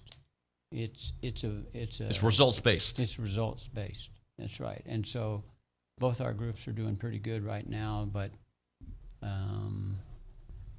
you know, we're talking a lot right now about consistency of effort, consistency, and this group has had that ability so far. So we have a good group of people, and I think if we can stay healthy, we can be pretty good. Yeah, and that's one of the things. You all have been pretty consistent, and no matter the season, going at it. Well, that's the one thing I would like to say about our program is that we may not win it every year, and people have always, once you win one, people think you're going to win them from then on. Right. And we've been fortunate enough to win a few, but I want a team that's in the mix. If we're in the mix, then I'm going to feel good about where we are, because if you're in the mix, kind of like basketball, if you're in the mix, you have an opportunity, and that's what I want to be. Got a question from Steve in College Station. This question's come up a few times. Will Asinga have the opportunity to run for A&M this year? Yeah, we have a young man that World Athletics is keeping out of competition right now, and World Athletics is the governing body for our sport, and actually the NCAA does exactly what World Athletics says to do in our sport. They follow what World Athletics does. So, yeah, we have Asinga is going through a situation with those people right now. I think it's going to be a positive ending here, but we're trying to see when that ending to this issue is going to come up, and they just keep stringing it out. Yep. Let's talk a little bit about Leanna Davison, who used to work here. Caitlin Fairchild, women's javelin, looking pretty good. Yeah, those two young ladies are tough. They're two, and you wouldn't know that when she walks right here in front of you, but that is a tough lady. In track and field, the javelin is the toughest event on your body. There's no question about it, including the triple jump, including all the other events. The javelin, because you have to plant that front foot and pendulum over the top of that front foot, and boy, you better be tough to be able to do that, And those two ladies are tough, but they're really good. They're really good. They're gonna be two ladies that there's gonna have to contend with on a national level, and right now they're ranked right in that top group. So. And Sam also doing well on the men's side. Yeah, 'cause Sam's thrown over 250, 255 twice now, the first two meets. Yeah, that's those are big throws. When you think of a football field being 300 feet and he's throwing it 250 plus feet, he's doing real well. Let's talk a little bit about Carter on the men's high jump side of things. He's obviously leading some national marks. Yeah, Carter is continued. It was just a matter of time. We've been talking about consistency. If you're consistent and consistent and consistent and consistent, something big will happen for you. Something's going to happen, and it did. I mean, he's jumped 7.4 and 3/4 high jump. He's just really done well. Yeah, I mean, he's just really done well. So we're really proud of that effort. And I think he's going to jump higher. If you look at the video of the 7.4 jump, he could have probably jumped 7.7 on that jump. How about some freshmen making some noise? Abigail and Carly as well. Yeah, both are young throwers. Abigail threw 3 out of bounds her first meet, had no score at all, and then the second meet, she comes up to number 2 or number 3 ever at Texas A&M, 177 feet plus, and then Carly Carly is a putter and a thrower, a discus thrower, and she continues to improve, and she's a local girl. So, it's good to have both of those young throwers. Eric, what do you got for us, buddy? Yeah, so Coach, last week, team competed at home, first time in 2 years, 16 event winners, 4 all-time marks, 17 personal bests, all that with, as you quoted, being shorthanded. Talk a little bit about some of the athletes that maybe didn't get to compete this past week that will be able to compete this week at LSU. Well, we put most people on the track. We didn't necessarily put them on the track in their event, or we didn't double a lot of people. But for the most part, we're healthy, so we have people on the track, and we had a really good competition last week against a little step up competition from spring break, and then this weekend we go to LSU, and it'll be another big step up this weekend with the level of competition at LSU. What else, Eric? So we've talked about on this show, as you know, this week we're splitting up. We got the distance side going to Stanford, the rest of the team going to LSU. Yeah. So I wanted to ask you, because I know you've mentioned on the show before that you're not really a fan of splitting up, because you have said that it's defeat the purpose of scoring at a meet and dictating winning or losing. So do you think the NCAA will ever get back to having meets like every week where the whole team's together? Or is that just kind of like the new norm now?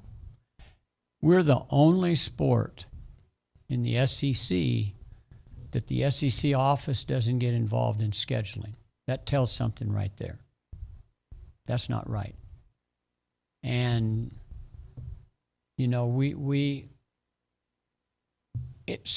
allows for some things that happen that are bad for the sport, in my opinion. We need to be a team sport. We need to be a scored meet every day, every time we get on the track. Someone's got to win and someone's got to lose, right, all the time. And I'm dead set against it being anything different than that. So now we are forced into, we're taking 7 distance runners and going out to Stanford to get on a track where the vast majority of the great distance runners in the country are all going to go to one site. And it's going to be one of the most competitive situations. And we advance by time. So we're going to send people to the place that we think that is going to be the best for them. I do not like doing this at all. But if you're going to play the game, you got to play the game. Coach Henry, we were up against the break, but I do want to ask you, saw a video of yesterday's spring practice. Bryce Foster was watching on. I know he's obviously going to be participating in track and field. Just how is he coming along? Yeah, he's looking a lot better. I think Bryce is that knee operation and getting back into really Bryce Foster. He's looking more like Bryce Foster all the time. When you can move across the ring like he's doing, then he's well, and that's a good thing to see. Absolutely, Coach. Thank you so much for your time, sir. Good luck at LSU and of course, Stanford as well for the others. Yep. All right, when we come back, A.J. Minter are going to be on the program. That's right. We're going to talk to the Atlanta Braves World Series champion, of course, Texas Aggie. We'll do that when we come back. We'll get to your text messages at 979-693-1150. It's TexAgs Radio, presented by David Gardner's Jewelers.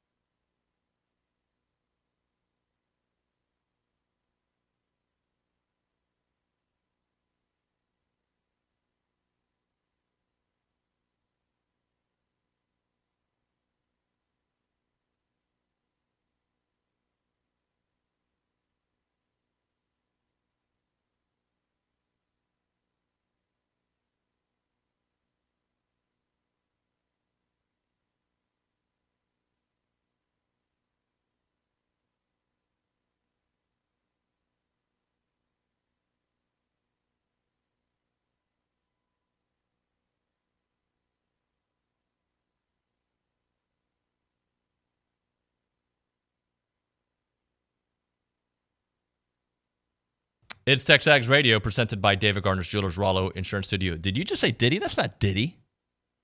Eric? That's Nelly. Oh, did I Get say your Diddy? rap I'm right, sorry. All right, let's get into some professional stuff here on TexAgs Radio. Let's talk to a former A&M pitcher from 2013 and 2015, drafted 75th overall to the Atlanta Braves. 7 seasons in the majors, got a World Series ring against those Astros, and he is awesome. Let's go to the hotline. We're joined by AJ Minter here on TexAgs Radio. AJ, thanks for joining us, man. What's up? Thanks for having me on. Appreciate you, man. So first off, just how's your spring gone for you? How you feeling about things? Yeah, spring was good. I felt like it was one of the first springs where I always usually come into spring, with the shoulder impingement, just getting the arm back. And I guess this was really the first spring where I came in just feeling healthy and feeling strong and ready to get the season going tomorrow. So a couple of years removed from that World Series, you guys have gotten close, but not where you want to be. How do you feel about this year's Braves team?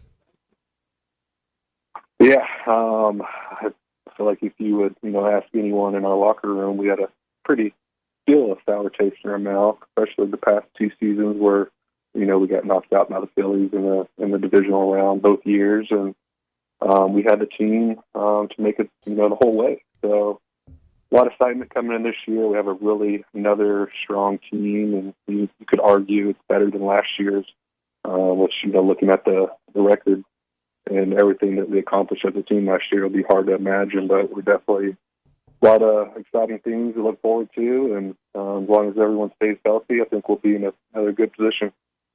Listen, I want to talk about your journey, too, because after having such a great run at A&M, you get to the Braves organization, and those are some rebuilding years.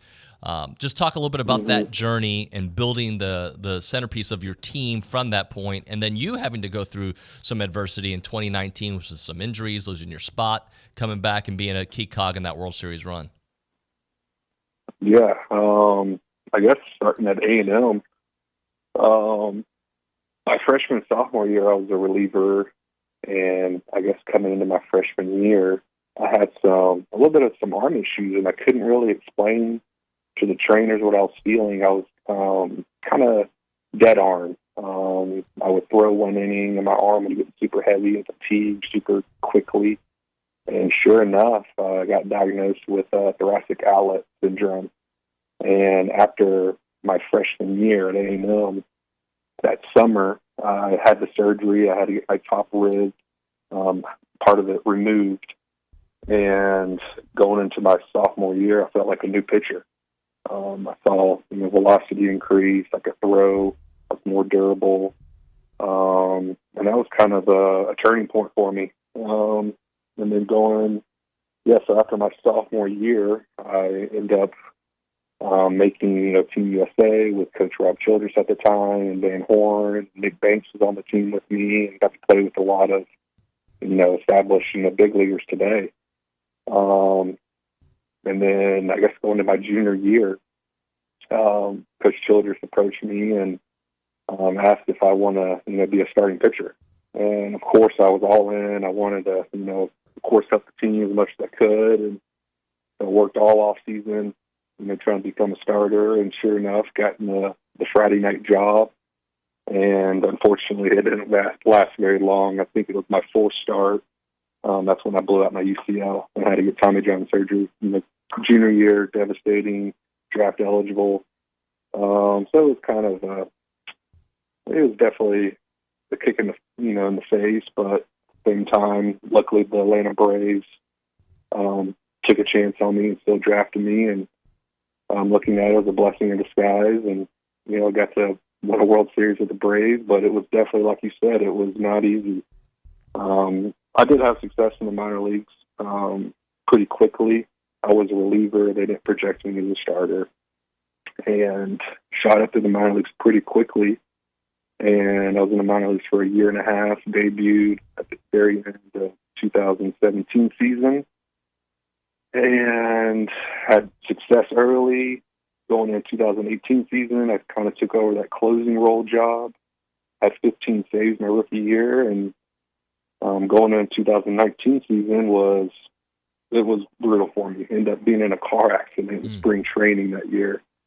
and I had shoulder, problems, and ended up losing my starting closer role job, got sent down to AAA, like you said, and that was really the first time that I had to deal with failure. And it was not easy for me. I didn't know how to handle it, and baseball is a humbling sport, and you never can get too high, and you can never get too low, and it was difficult for me. But looking back at it, it was definitely one of the best things for me, and so I definitely had my fair share of adversity throughout my career, and got sent down again in 2021 season. That was the year we won the World Series, and I just made a turning point in my my life and my career that I'm not going to walk any guys. I'm done walking guys. I'm going to throw this ball over the plate and see if they can hit it. And I've been having a lot of success with that mindset and approach. And there's times where you have to be careful. And these are major league hitters; they get paid to hit too. And but I kind of just told myself, I'm just going to throw the ball over the plate and get ahead. And it's been working out for me ever since. It certainly has, man. This is TexAgs, so we got to ask you about your time at A&M, just some of the memories, the relationships, how you hold it so dear to your heart. Yeah, I wouldn't trade it for the world. I always definitely came in at a special time. My freshman year was the first year. We went to the SEC, with Johnny Manziel. It was the time to be an Aggie. And I'm glad I got to experience it, and I just had an awesome time at A&M. My junior year, we were number one in the country for quite a few weeks. So it's definitely, we never made it to the College World Series, but it was definitely, I wouldn't trade for the world. How about your relationship with J.B. Moss? I know you guys go back forever, and we just had him on the show yesterday. I feel like that guy's going to be running for governor at some point, how professional he is on air with us. Just talk about your relationship with him. Yeah, he's been killing it. He is a diehard, A&M sports, addict. He breathes and lives Texas A&M athletics, and my time at A&M. So backing up, I guess, into high school, we went to the same high school together, and our JB was, the super stud. All the colleges, scouts were on JB, and he got recruited by A&M pretty early, like his, freshman, sophomore year. Teams were already looking at him.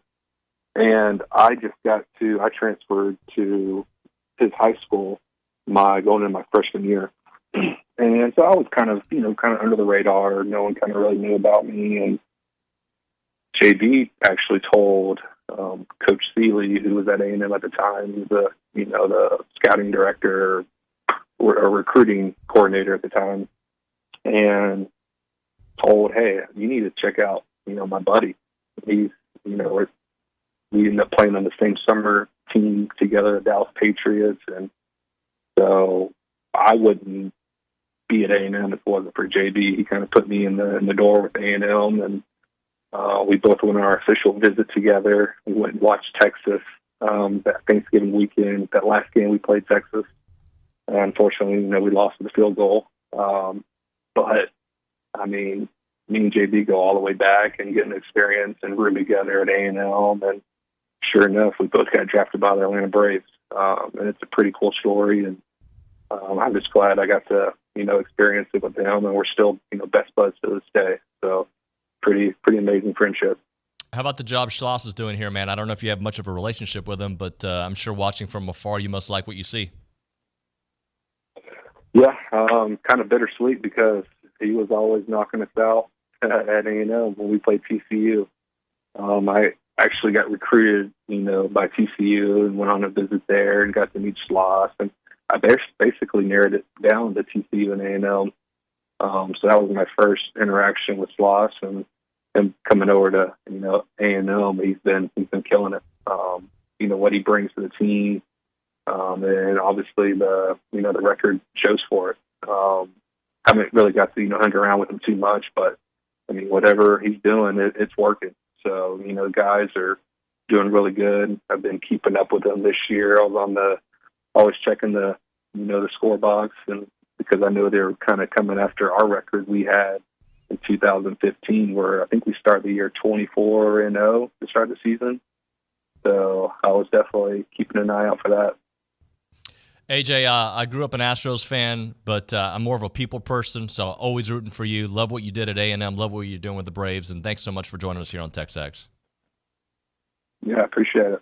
Take care. AJ Minter there on the hotline bringing it. Appreciate his insight and his time here. All right, we'll hit a break. When we come back on TexAgs Radio, we're going to talk a little bit about some stats. Ethan Jones has got some stats of basketball, and we're going to have him turn the page. He's got to start focusing on these baseball stats. We'll get to that when we come back. Right now, though, we're talking about 12 under 12. Did you or someone you know graduate from A&M within the last 12 years, and are you leading by example in business and in service? And if that is the case, the Association of Former Students wants to invite you to nominate yourself or someone you know for the 12 under 12 Young Alumni Spotlight. So every year, they recognize a dozen Aggies who have graduated within the last 12 years for their business accomplishments, civic or military service, philanthropic efforts, or outstanding representation of A&M's core values, which is excellence, integrity, leadership, loyalty, respect, and selfless service.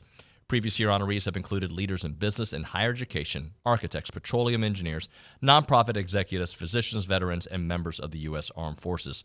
2024 nominations close this Sunday, so you better do it right now. Be sure to submit a nomination this week. To learn more about the recognition, submit a nomination. Visit tx.ag/12under12 nominations. That is tx.ag/12under12 nominations.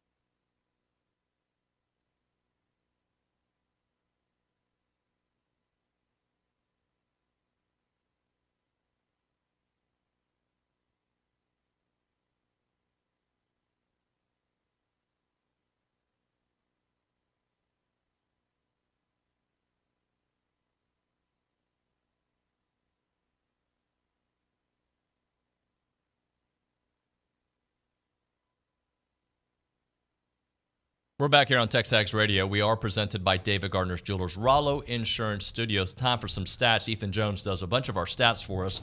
We're going to be turning the page more to baseball, but you did have some closing stats to kind of illustrate the kind of year it was. Yeah, I wanted to wrap up this season with like the top 10 stats that define the season. Let's first talk about number one. Over the last 8 games of the season, Texas A&M averaged 86.4 points per game, which would have ranked 5th in the nation if performed all season, and shot 38.7% from three-point line, which would have ranked 9th.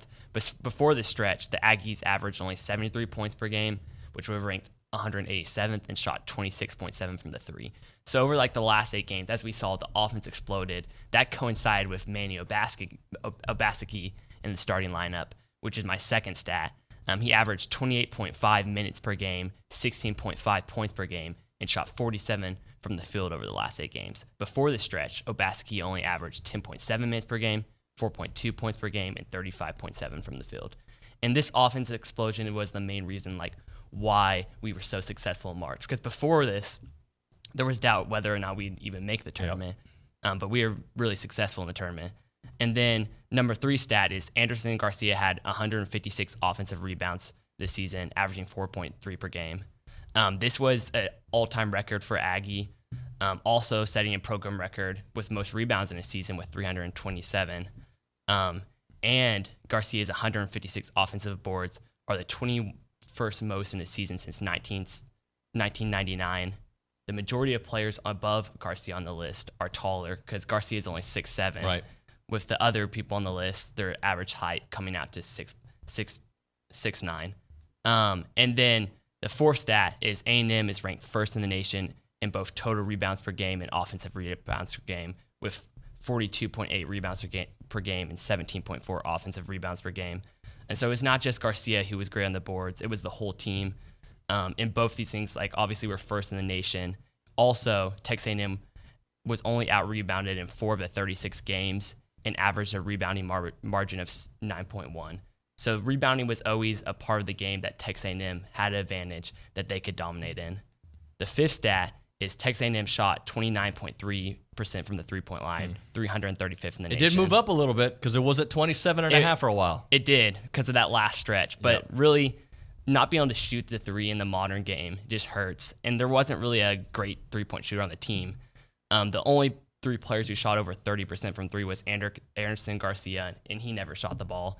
Besides against Houston, Manny Obaseki, and it wasn't until the end of the season that he started playing and shooting, and then Wade Taylor with a 32.4%. So there really wasn't any specialized 3-point shooter, and you need that in the modern game.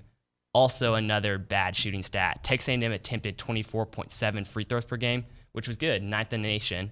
Classic Buzz offense, getting to the free throw line, but only made them at a 70.7% clip, which is 235th in the nation. And for a Buzz team, you need to make free throws. Yes, we saw in the Houston game, we only shot 64% from the free throw line, and we lost by 5. That was a big reason why we lost. If we were just the 50th best team in the nation in terms of free throw percentage, which would put us at a rate of 75.3, we would have made 41 more free throws, which would have been crazy we had so many close losses.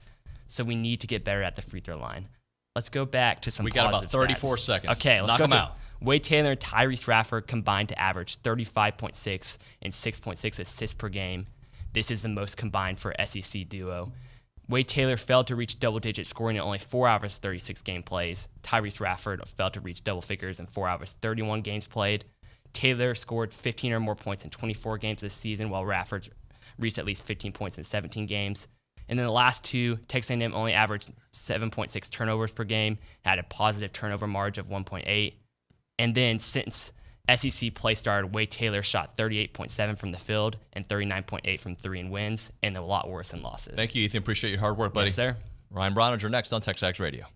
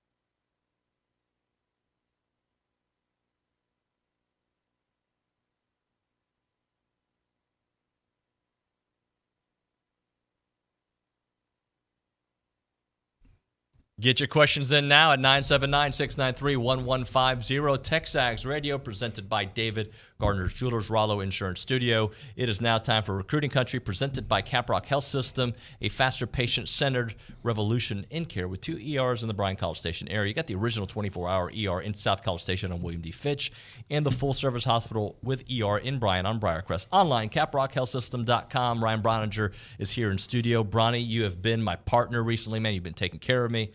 I took off a couple days for spring break, and now I got freaking soccer galore.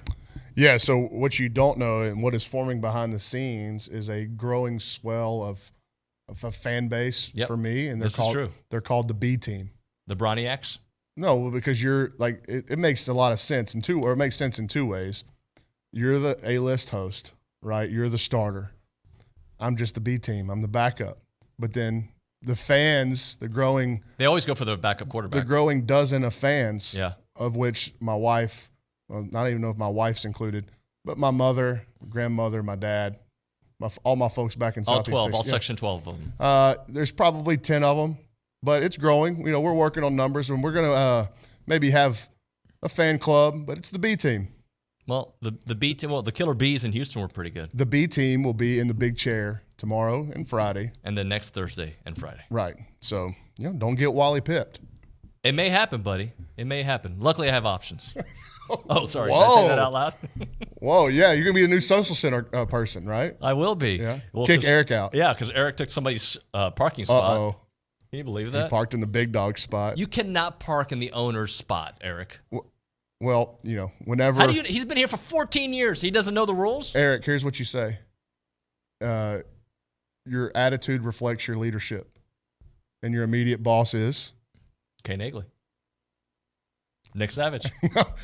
Who trained you at TexAgs, Nick? You're allowed to turn on your mic. Eric, I called him Nick. Eric. Who trained Nick? I guess Dalton trained Nick. Eric, who whenever you do well tells you, and who whenever you don't do well tells you? Oh, you. Okay. You don't hesitate Coach Henry? either. And Coach Henry. And I, yeah. Coach Henry. In fact, we probably did it, both of us, in that previous segment at the same time. Yeah, well. Got to be awkward for you whenever that happens.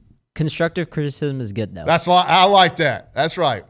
Hey, and can I tell the world behind, Inside Baseball, you helped get the A.J. Minter interview done? Well, I helped via J.B. Moss. So shout out to Jibber. He was a huge help there. And then A.J. was super easy to deal with. Oh, he was so nice, man. He got right back to me. He's like, yeah, that's great whenever you need me. So I think the plan is for when I host is to get another couple of former A&M baseball players who are on their journeys potentially to the major leagues to fill some segments between now and the end of the week. Jen just says, I'm on the B Team fan club, and I just told her I just got fired. Thanks, Jen. Appreciate that. All right, should we get into some recruiting since it's Recruiting Country? And we will do some baseball, as I mentioned. If you got questions for Bronny, you can certainly do that at 979-693-1150. Last weekend, let's talk about the visitors who came by and the vibe behind it. Well, it was a massive visitor list, both in terms of number and in talent. And I think people just kind of glossed over it because there had been that dead period where there wasn't much recruiting going on. And obviously with the attention that the NCAA tournament got, baseball's popularity right now, softball's playing really well, there was so much going on campus that I felt like, and I think Jason would probably echo this sentiment, that recruiting list got overlooked. And it was insanely talented. There were kids from all over the country coming into College Station, and a lot of their top targets in the state of Texas as well. And there was a 7-on-7 tournament in Houston that kind of helped that. One of the national 7-on-7 tournaments at C.E. King High School was over the weekend. And so that attracted teams from all over the country. But while they were in the state, a lot of them made the drive to A&M. Some of them also made the drive to Texas. So, I think those weekends when those things happen, David, are interesting because it's an opportunity for some of these kids to see both of them right back to back. And so there's going to be immediate comparisons made. Now, we haven't talked to any sources or any kids that have said, well, A&M was this much better than Texas or Texas was this much better than A&M. I haven't heard a lot of comparisons from the kids, but what we have heard is just a continuation of the same, not narrative, but the same messaging that we've been hearing about the visits under Mike Elko as we heard back in those junior days in January and February. Organize, structured, really tight with their itinerary and sticking to it, to their whatever agenda they've constructed for the day for the kids. They stick to it. And so I think that's appreciated by a lot of people, especially the people driving them to and from the visits. I think the kids probably really don't care about staying to a schedule, but there are a lot of people that are with the kids that very much do. And then, when they come to practice, and this is something that we've talked about too, is that the importance that this coaching staff is putting on unofficial visits for practices, whether it be during the midweek or during the weekend. And it's an opportunity for this new staff to really open up and have kids and coaches and trainers see them work one-on-one with their position group, with their side of the ball. And so whenever you're forming relationships in recruiting, one of the things that that a typical question is the guy that's recruiting me on the phone, the guy I'm talking to on the phone or on FaceTime, who really wants me to come to school, what is he like in the day-to-day at practice? Because that's where I'm going to spend a lot of my time with him. What's he like in the meeting rooms? So these position coaches, and as it's kind of an initiative brought forth by Mike Elko, these position coaches are pushing for their top targets to come to practices, to watch them coach and sit in the meeting rooms with them, so they get a better understanding of not just the coach that's recruiting me, but also the coach that I'm going to potentially play for. Yeah. I remember when it was actually early on when we started speculating about if there's going to be a coaching change, and you told me, he's like, Coach Elko's a good recruiter.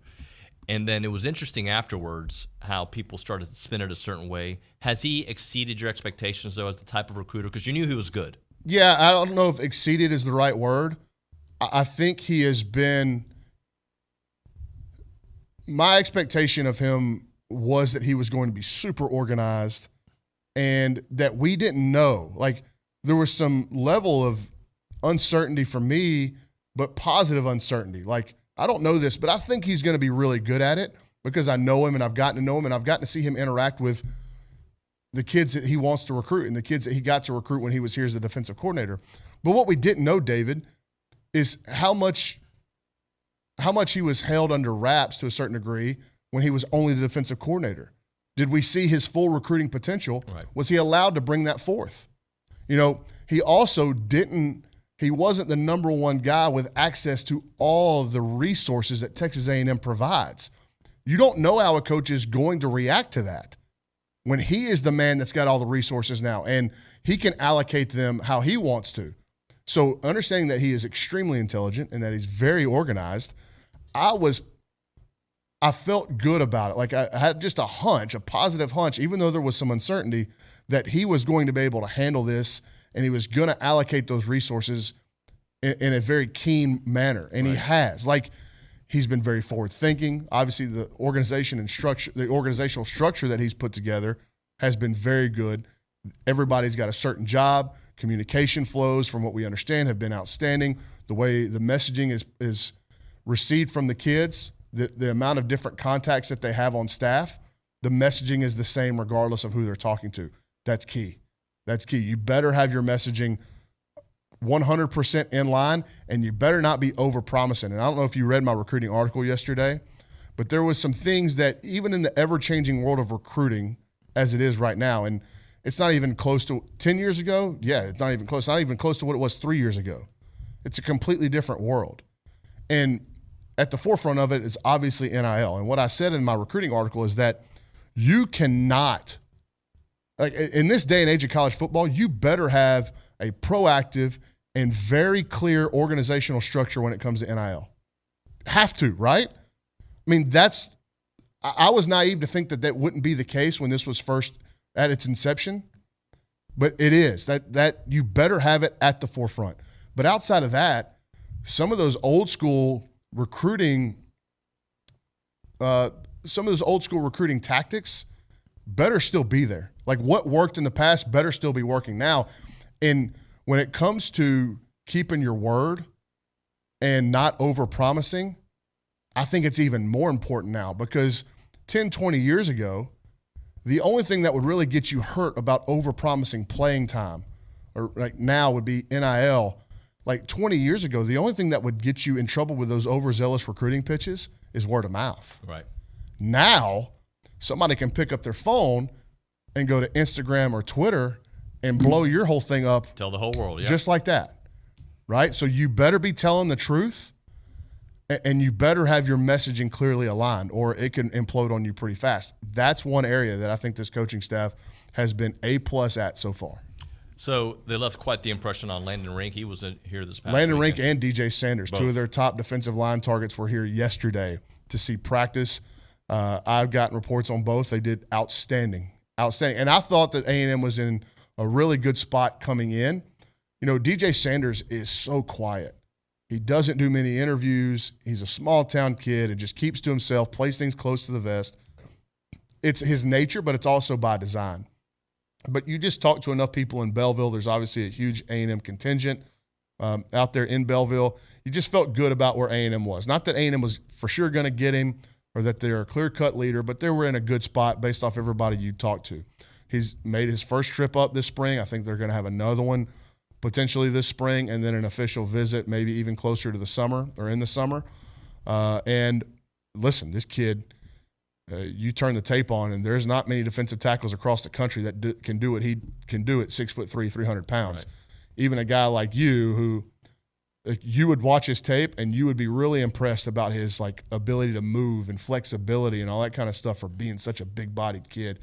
He's a special talent. And then Rink's a super interesting case study because his dad played at Texas, right, but both his dad and Landon have been very forthcoming about, look, just because my dad played somewhere that has no implication on my recruiting, he listened to the Texas recruiting pitch, but he's also shown a lot of attention to A&M, Oklahoma, Ohio State's made a big move there. But the Aggies, even through the coaching transition, and I think Mike Elko has played a huge role in this because one of his first stops whenever he got the job and he was basically doing all this by himself was at Cy-Fair. Right. And he drove down there and made it a point to make face-to-face contact with that coaching staff, which Landon Rink's dad is a part of, as well as Landon. And so I think whenever he came in, that kind of gave the Rink family an idea of like, hey, this guy really he made us feel wanted from the get-go. He could have gone anywhere, and one of his first stops was at Cy-Fair. So I think the Aggies have only continue to put their best foot forward there, and I like where they're at. And this is one that, you sent me some things we could talk about, tight end recruiting. And I don't even think about tight end because they've done so well in years past, but here they're, again, trying to replenish. Well, one of the reasons that I put that is because the kids that they are recruiting at the position in this cycle, they're so different. They're all different body styles. So let's start with Nicholas Townsend from Spring Decaney, who was on campus last weekend. 6'3", 225, 230 pounds. He is an elite athlete at like an H-back position. He reminds me, and I think that they would use him in a similar way to Ben Sinnett, who was at K-State last year, who's blowing up some of the combine testing. He blew up the combine testing and is really making a name for himself ahead of this NFL draft. But when you turn Nicholas Townsend's tape on, it is a freak show athlete at that H-back spot. Like he's running away from people. So what he could do in Colin Klein's offense and the versatility, it's really intriguing, I think, to this coaching staff. Ole Miss and Texas are very much involved there as well. Then you look at Lincoln Cure, who's a kid from Kansas, and if Colin Klein's not the offensive coordinator at Texas A&M, I don't think Texas A&M is even in the discussion. From what we've been told, Colin Klein was Lincoln Cure's favorite player growing up. Wow. So now that, obviously it seems like that would be a K-State kid if Colin was still at Kansas State. Now that he's at Texas A&M, the Aggies are right in the hunt for one of the top tight end prospects across the country. And he is your more traditional tight end, right? 6'5", 220 pounds, has high school tape as an outside receiver. That's typically what the modern day tight end looks like. And then you go to Keati Armstrong from Jasper, who's going to be here this weekend, and he is a physical freak show. Like there might not be a more first off the bus looking prospect in America. 6'6", 260 plus pounds, 84-inch wingspan, running in the 4.7 range. Like this, and he plays basketball and baseball. This kid is off the charts athletically. And so they're all three very different body styles. And Keati's almost a kid that you're like, okay, we'll get him to campus, and we don't know what he's going to grow into. Certainly he's athletic enough to play tight end. But what if he gets to be 6'7", 270 pounds and can rush the passer? So there's so many things that you can do with Keati that are just not human, that you have to take him and let it figure itself out later. Can it be similar to 22 where you're like, we'll just take as many of, I mean, can you take 2-3 guys?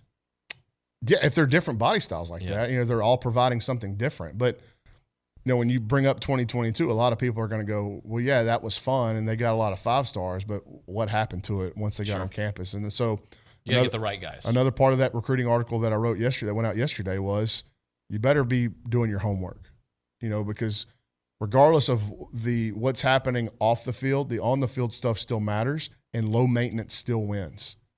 Good culture wins. Bad culture loses. We've seen it. We've seen it, and that's where I'll give a tip of the cap to Buzz Williams. He gets guys that fit his system and in an environment that he wants to have. And I think it feels like Elko's trying to build something similar. Yeah, ideally you want the 5-star guy, and that's the 5-star off the field. That's right.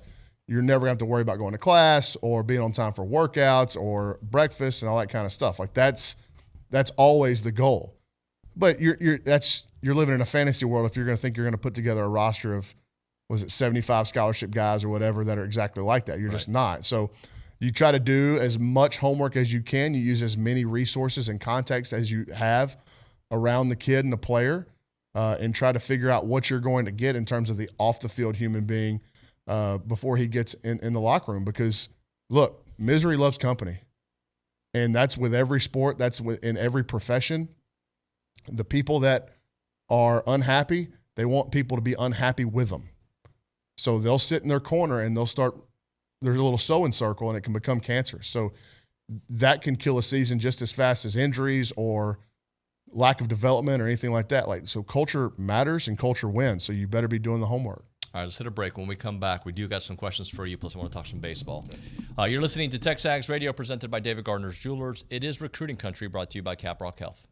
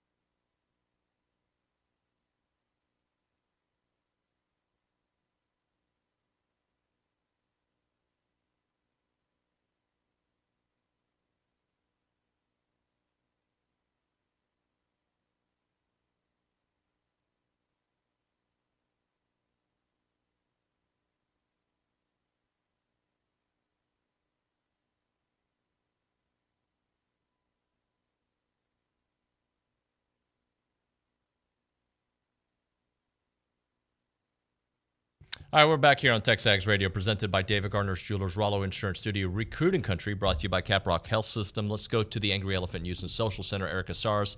A tweet came out, or do we still call it tweets, Bronny? Yes, tweet. I call it tweets. A tweet just came out that caught our attention. Eric? Yep, Landon Rink tweeted out about 20 minutes ago, I'll be announcing my commitment next week on April 3rd at 9 a.m. at Cy-Fair High School. Yes, that's a week from today. Wow. You're right after, or right before I come on the show for Recruiting Country. So that's interesting. And considering the timing of everything, us talking about him just a moment ago, and he was just in town. Yeah, it would appear to be very good news for the Aggies, right? Let's hope so. Yeah. That would be a massive get. There's a lot of reasons why it would be a massive get. You could talk about, number one, him as a player. Yep. Number two, him as a kid. We just ended the last segment talking about culture fits. Him as an influence and a Pied Piper for the class. He grew up in Dallas and then spent half his life in Dallas and half his life in Houston. He's got some connections and ties to the current A&M commit class. And then you just keep going on down the list of why it's impactful. And, this isn't – if he picks Texas A&M, I don't think it's going to be because it's just close to home.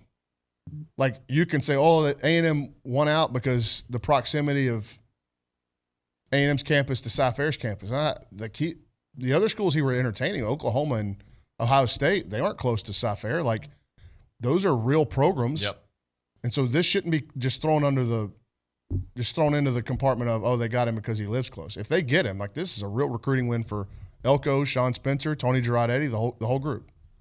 Eric, I know we got a text message from 713. I think it's a little bit more baseball related.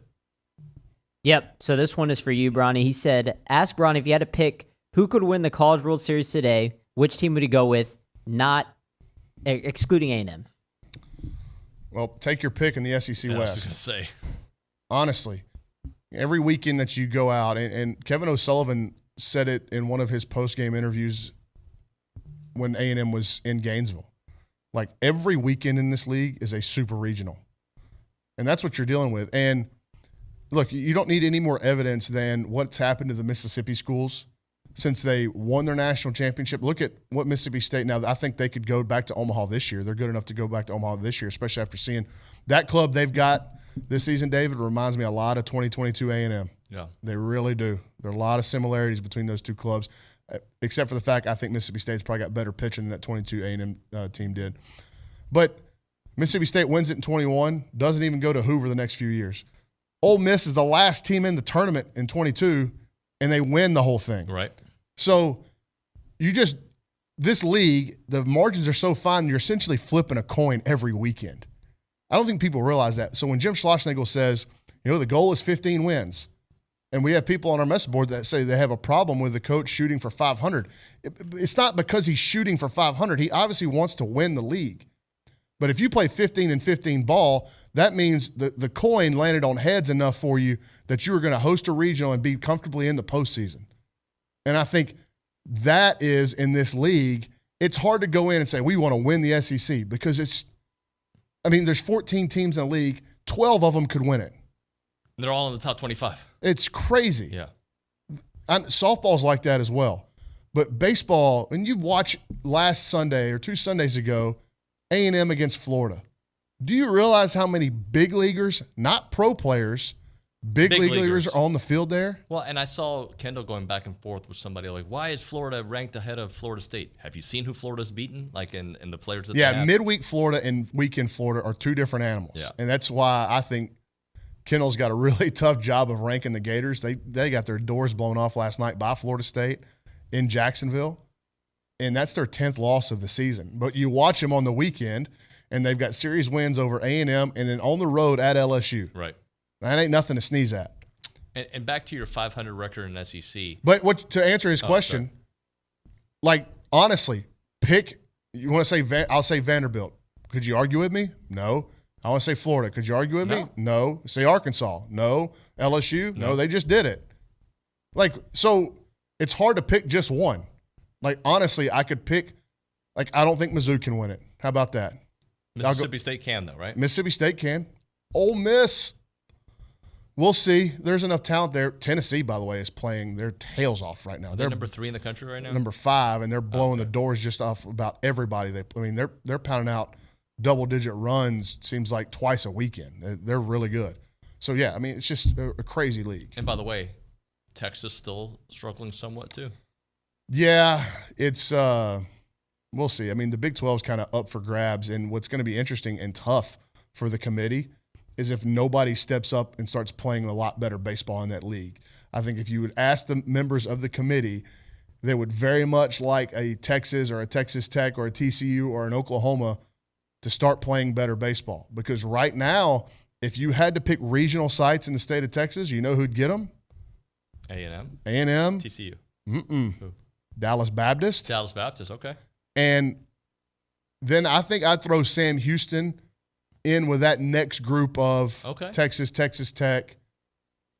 Like, I think Sam is right there. TCU, Sam is in that mix because there's none of those have separated themselves as a clear-cut potential host outside of A&M, and I think Dallas Baptist is very, very good. Like, they've never been to the College World Series. This could be the team that gets them there. I think I've told you that campus is awesome. It is very small. Have a cool thing, They got a really cool thing going, and it makes you very focused on whatever sport you're doing there because there's just the campus is so small. They've got feels nice. It's very nice stuff, and so you can tell like when you go to school there, you're there to do one thing. Yep, absolutely. What else do we have there, Eric? Yeah, so the 713 followed up. He said, I realize that the SEC is loaded. Is there any team in the league that is slightly ahead of the others? Arkansas, LSU?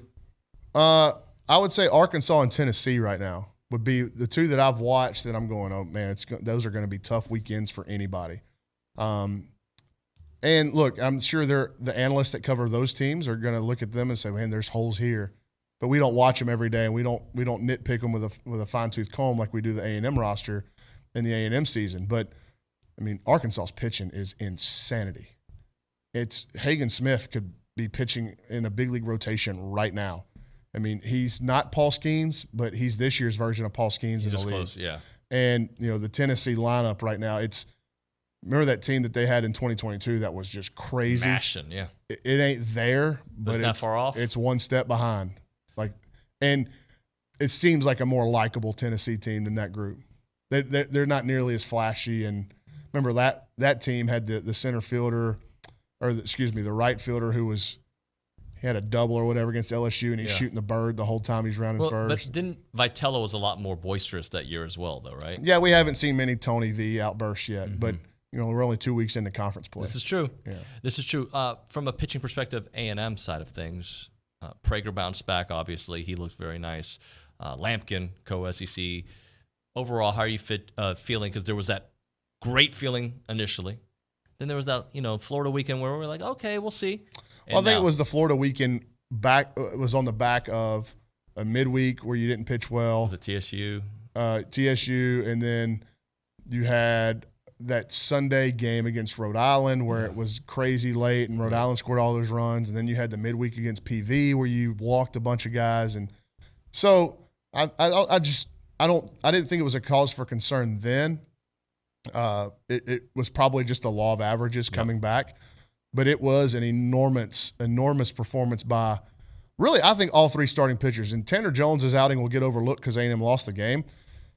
But he was better against Mississippi State than he was against Florida. I think the challenge is going to be continuing to pitch at that level. Obviously, it's very tough to do in this league. But at some point, all these guys are going to have to go on the road, and you're going to have to win a road series. Like, I don't ever count on a sweep ever in the SEC. So how do you get to, if you win your home series and you just don't get swept on the road, that puts you at 15-15. So how do you get to 16, 17, 18 conference wins? Well, you got to find a sweep at home, which – again, it's so tough to do. But where can you make some hay on the road and win some series? Win a series or two. So right? You're going to have those style of pitching performances that you've gotten at Bluebell somewhere else down the road when you're in the visiting dugout. Let me close with this. Being that battle-tested, how good is it for regional, super regional, College World Series life? Well, yeah, you just look at the Omaha fields every year. They're just littered with SEC clubs and the super regional fields. But I do think it hardens you to adversity. Yeah. And one thing, I wrote this in my baseball article on Monday, some things that you better have, that you have to win in this league. Number one is talent. Like that's the cover charge, just to get you in the door. You want to go to the club? Well, to play in the SEC baseball club, you better have talent. That's your cover charge. If you don't have talent, you ain't getting in, right? But outside of that, so you look at that, okay, well, there's 12 teams in the league that can pay that cover charge. Well, outside of that, what else you want to get in the VIP room at the club? I do. Okay. No champagne. Well, if you want to get in the VIP room, you better have some toughness, some grit, some backbone. So you better know what it's like to get your nose bloodied, be okay with it, understand that frustration and failure are part of the equation, and get back on the horse again and go. I thought this team showed a lot of mettle and a lot of courage and backbone in that Mississippi State series. Yep. So I don't know if that's the theme of the team just yet. We'll have to see them get punched in the mouth some more and how they respond, and it's going to happen in this league. But you have to be pleased with how they bounce back after you were really a couple of pitches away in Gainesville from winning that series. And so I'm sure they wore that on their sleeve for a few days when they came home, and they were itching and hungry to get back out there and kind of flip that feeling. And they did against Mississippi State. Ronnie, thank you, sir. Thank you. When we come back on TexAgs Radio, Kendall Rogers, a little bit more baseball. We'll chat with him. We'll get to your text messages at 979-693-1150. It's TexAgs Radio.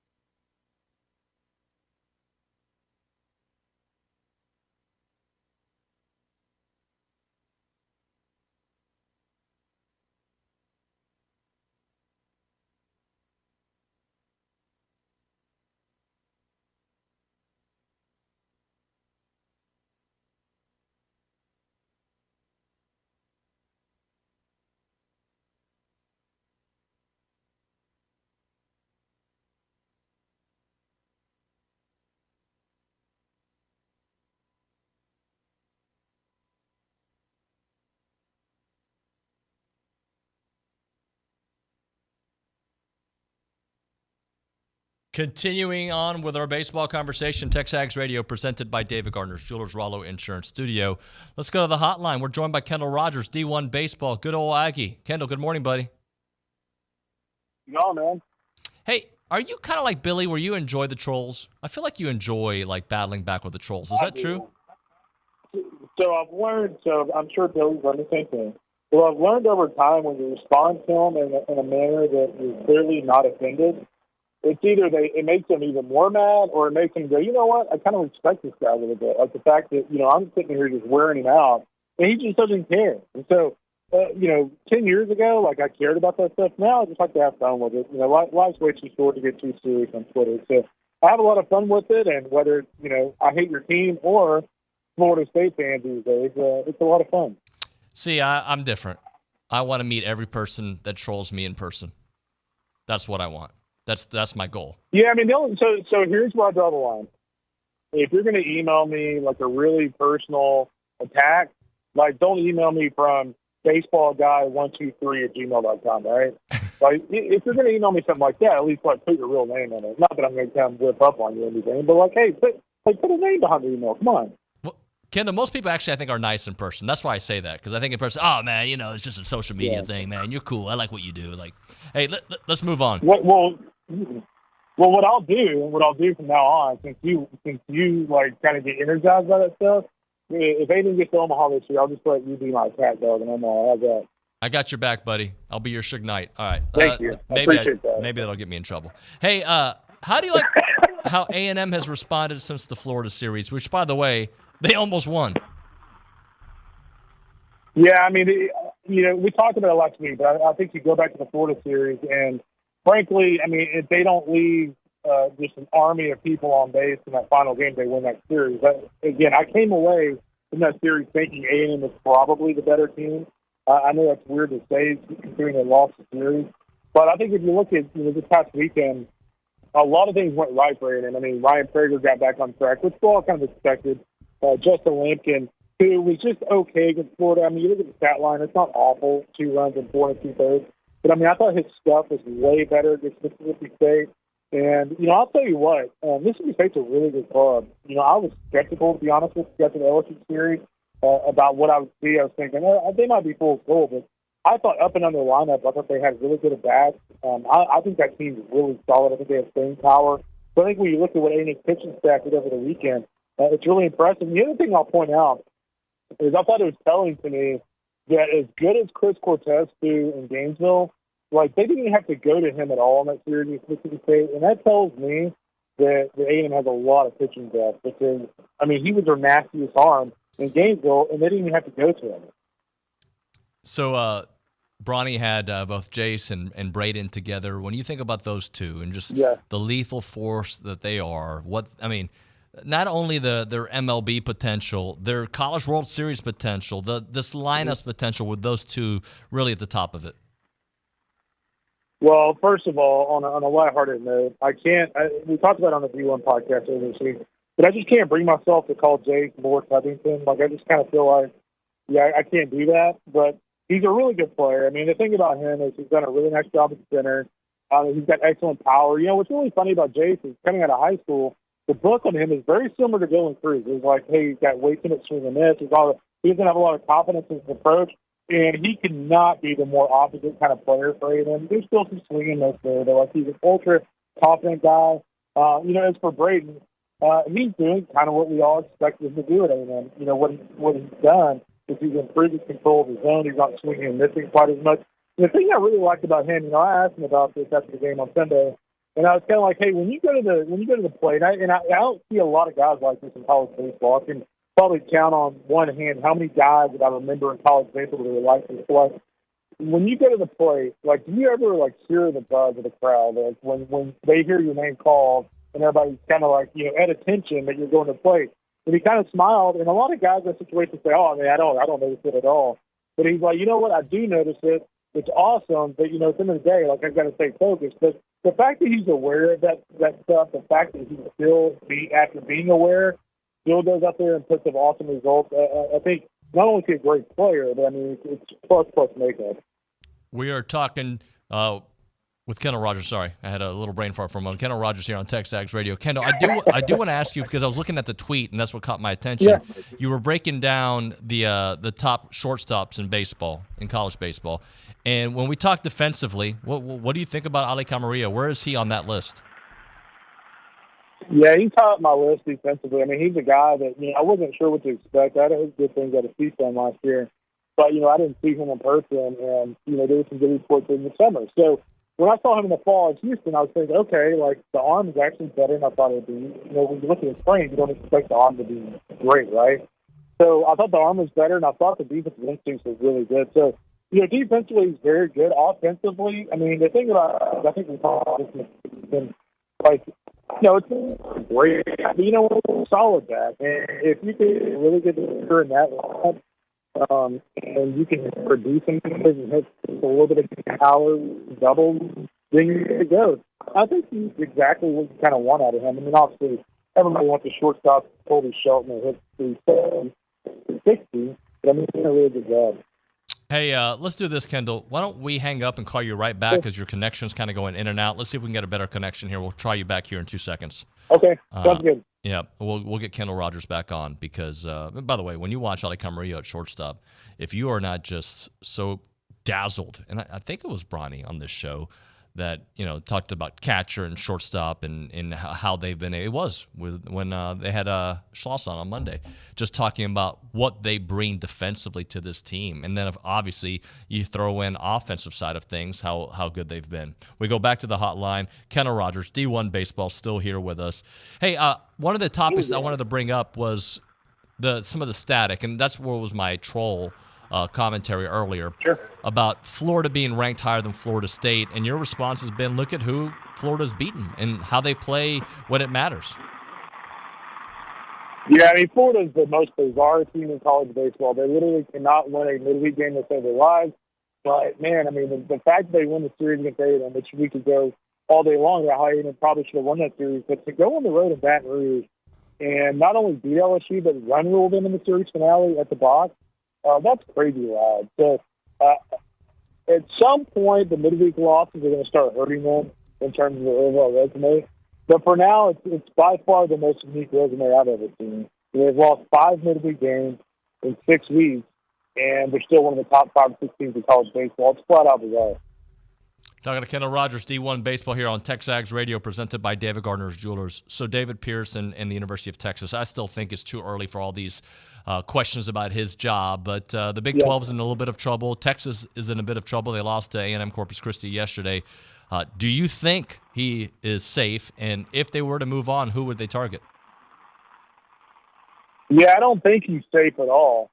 I think if you look at Texas and you look at, here's the big thing with me, is if I'm Chris Del Conte, I'm looking at the University of Texas program, and I'm going, okay, we're not off to a very good start. We don't look very good. And look at the staff turnover the last few years. You had Troy Tulowitzki, who left the staff, came back. You had Sean Allen, who was the assistant of the year. A year later, he gets fired, goes to Ohio State, and then early this year, you get Philip Miller, who was on staff. All of a sudden, like week 4 of the season, decides he wants to he wants to leave the program. So to me, and again, I really like BP. Like I've known this forever, but the fact that he's, the fact that they have that much just tumultuous behavior in that program is really troublesome for me. As for candidates, I mean, if you're Chris Del Conte, you're going in the SEC. Jim Schlossnagle is a guy that you're pretty good friends with. I mean, you'd be insane not to at least make a phone call. Schloss isn't going anywhere, but, you never know, I guess. I've been surprised before. Don't say that to me, Kendall. I'm going to start recruiting No, I don't think it's going to happen, but I'd be lying. Well, no, I don't think it's going to happen, but I'd be lying to people if I sat here and said, okay, well, they work together at TCU, and Texas is looking for a head coach going to the SEC. I mean, you'd be an idiot not to at least try to make that phone call, but at the end of the day, I mean, I think if you look at A&M overall, they're in a great spot. They've got a great roster next to Jim, loves conversation. And, I hope that, Trev Alberts is kind of on the horn to get some of these ballpark stuff done. If those things happen, then I don't think A&M has anything to worry about. But in terms of actual realistic candidates, That's a good question. I mean, Tony Vitello would certainly come to mind. I don't know if Tony's a fiery guy. I don't know if he's a great fit in Austin. But I'll tell you what, the guy's a heck of a recruiter. He's also done a tremendous job at Tennessee. I could see them kind of trying to go to the Tim Corbin well. I don't think Corbin's leaving Vanderbilt, but he's a guy that I think they'll always try to look at. Other than that, I mean, it is wide open. I mean, I think somebody would be crazy not to take a hard look at Dan Huesner. I get it. He's in an advantageous situation at BYU, but all the guy does is win. He wins at an extremely high level. And so, I mean, we'll cross that bridge when we get there. But, I mean, in terms of their wish list, I can tell you right now, who would be near the top. And that's the guy sitting over there in the dugout. What has Arkansas done recently, and I know it's a lot about pitching, to get back to that number one spot? Yeah, I think the biggest thing for me is they're getting better offensively, right? I mean, Ryder Helfrich is a guy that was an ultra-talented newcomer for them. We expected big things out of him. He got off to a really slow start offensively. He hit the big home run for Arkansas over the weekend against Auburn. And so they kind of gotten him, going a little bit. Wahia Aloy, their talented shortstop, another transfer in the SEC, had a home run the other night. So, they're not an offensive team that, you're going to sit back and, it's not like you're watching the A&M, right? You're not going, wow, what an offense. But what they do is when they need runs, they can at least get them. And they're just so good on the mound. I mean, you look at Hagen Smith. I think he's got either 62 or 64 strikeouts already this year in less than 10 walks. And then you look at Brady Tiger, Mason Molina. I always tell people this. The way you can tell Arkansas' rotation is so good is the fact that Texas Tech's Friday guy from last year is their Sunday guy right now. So they're just incredibly loaded on the mound. They play good defense, and their offense does just enough. All right, let's close out with Oregon State. Obviously a name that we have come familiar with, but back up top there at number 2. Yeah, I'm happy for the Beavs. I think with all the stuff they've gone through the Pac-12, it's kind of neat to see them having a great year. But, just for anybody who's in the prospects or just in a great college baseball, you got to tune in and watch Travis Bazana sometime this year. He's from Australia. He's done an amazing job this year. He's hit a home run in 5 straight games. He's actually hit a leadoff home run in 4 straight games. It's the second time that's been done in baseball history. Brady Anderson at the big league level was the only other person to do that. He's just an incredibly special player. He's probably, for me, the leader for National Player of the Year. You can look at Caglione, but Bazana's been just insane. Hagen Smith is in a discussion too. But, beyond him, Mason Garrett's a really nice hitter for them. Trent Carraway is one of the top freshmen in the country. I know he's dealing with an injury right now, but he's really good. And they've gotten their Friday guy back in Aiden May, who was banged earlier in the season. So Mitch Canham and the Beavs, they've got it rolling, and they are by far, it's not even close, the best team in the West Coast. Ken, am I right? 6 SEC teams in the top 10 and 10 in the top 25. Am I right about that number? I feel like that's right. Yeah, that sounds right. I don't have it in front of me, but I'll say this about the SECs and close this out. We were talking about this on our D1 pod yesterday in the sense that, if the SEC is only going to get 11 bids, or they're only going to get 10 bids, who in the world is left out? I mean, right now it would be Missouri and, I guess Auburn. Auburn, by the way, is a scary team this weekend because if they lose that series to A&M, where they get swept, their road back in the postseason contention is extremely difficult. But if they win the series, which would not be ideal for A&M, obviously, and A&M needs to win every home series, but if Auburn is able to, it completely changes their narrative as well, right? No, it does change their narrative, but I like A&M's positioning in this series. I think Auburn's had a lot of issues in the mound. I don't think when you get a Blue Bell this weekend, I think it's supposed to be above in the 80s again. That tells me there's going to be a little bit of a south wind. That's not a great matchup for Auburn. But it changes the narrative a little bit. But you lose that series, you're sitting at 2-7 or 1-8. I don't like your chances in the SEC. And the same kind of goes for LSU. Both Auburn and LSU are scary to me because they're back against the wall. LSU up at Arkansas this weekend. If they lose that series, that'd be 3 straight series losses. LSU does not do that very often. So if I'm Arkansas, I might be a little skittish during the weekend. Kendall, great stuff as always, brother. Thanks so much. You got it, buddy. See ya. See you, man. Gig 'em. Kendall Rogers there, D1 Baseball. We'll hit a break here. We'll come back with some closing thoughts here as we get closer to my weekend here in about 10 minutes or so. Let's do this. We'll hit a break, and we will come back with, we'll do it now. QC Kinetics. There it is. I was looking for the wrong one.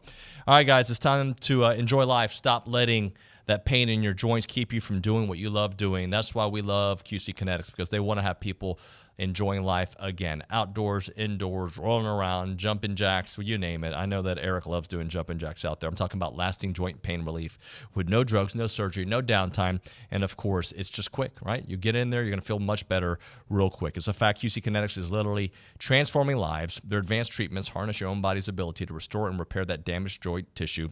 Pro athletes have been doing it for a long, long time, but this is a changing treatment that is changing people's lives. Literally, they're doing it. You can walk, you can run, you can climb stairs, you can play golf, you can move again pain-free. No pain pills, no risk of surgery. This is an all-natural solution with tens of thousands of satisfied patients who've reclaimed their mobility. You want to take action now. You want to get back to doing what you love to do, and you should do it immediately. The phone number for QC Kinetics, as my voice cracks, 979-452-6000. QC Kinetics, 979-452-6000. That's 979-452-6000.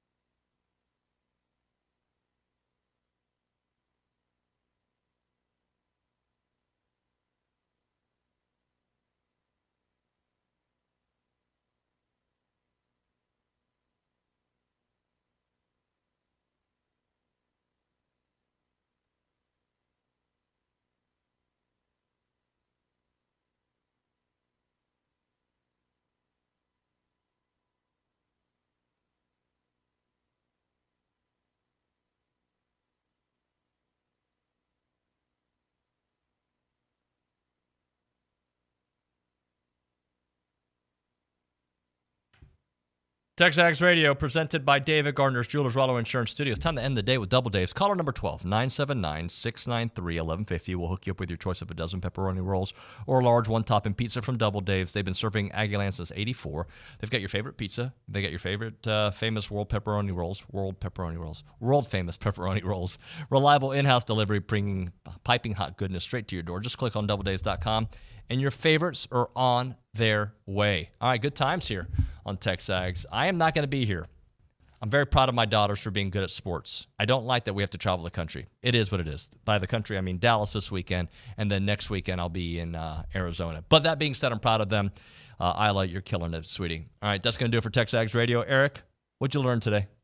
I learned that A&M baseball is ready to make the next jump. What's the next jump? What does that mean? Honestly, just keep winning. Get the number one. I want to be the number one team in the country. I want to be the number one team in the country when the season ends. All right? Yes, when it matters. And be the number one show in the world when the show ends. That's going to do it for TexAgs Radio here on a Wednesday. We'll see you. Bronny will. Mañana.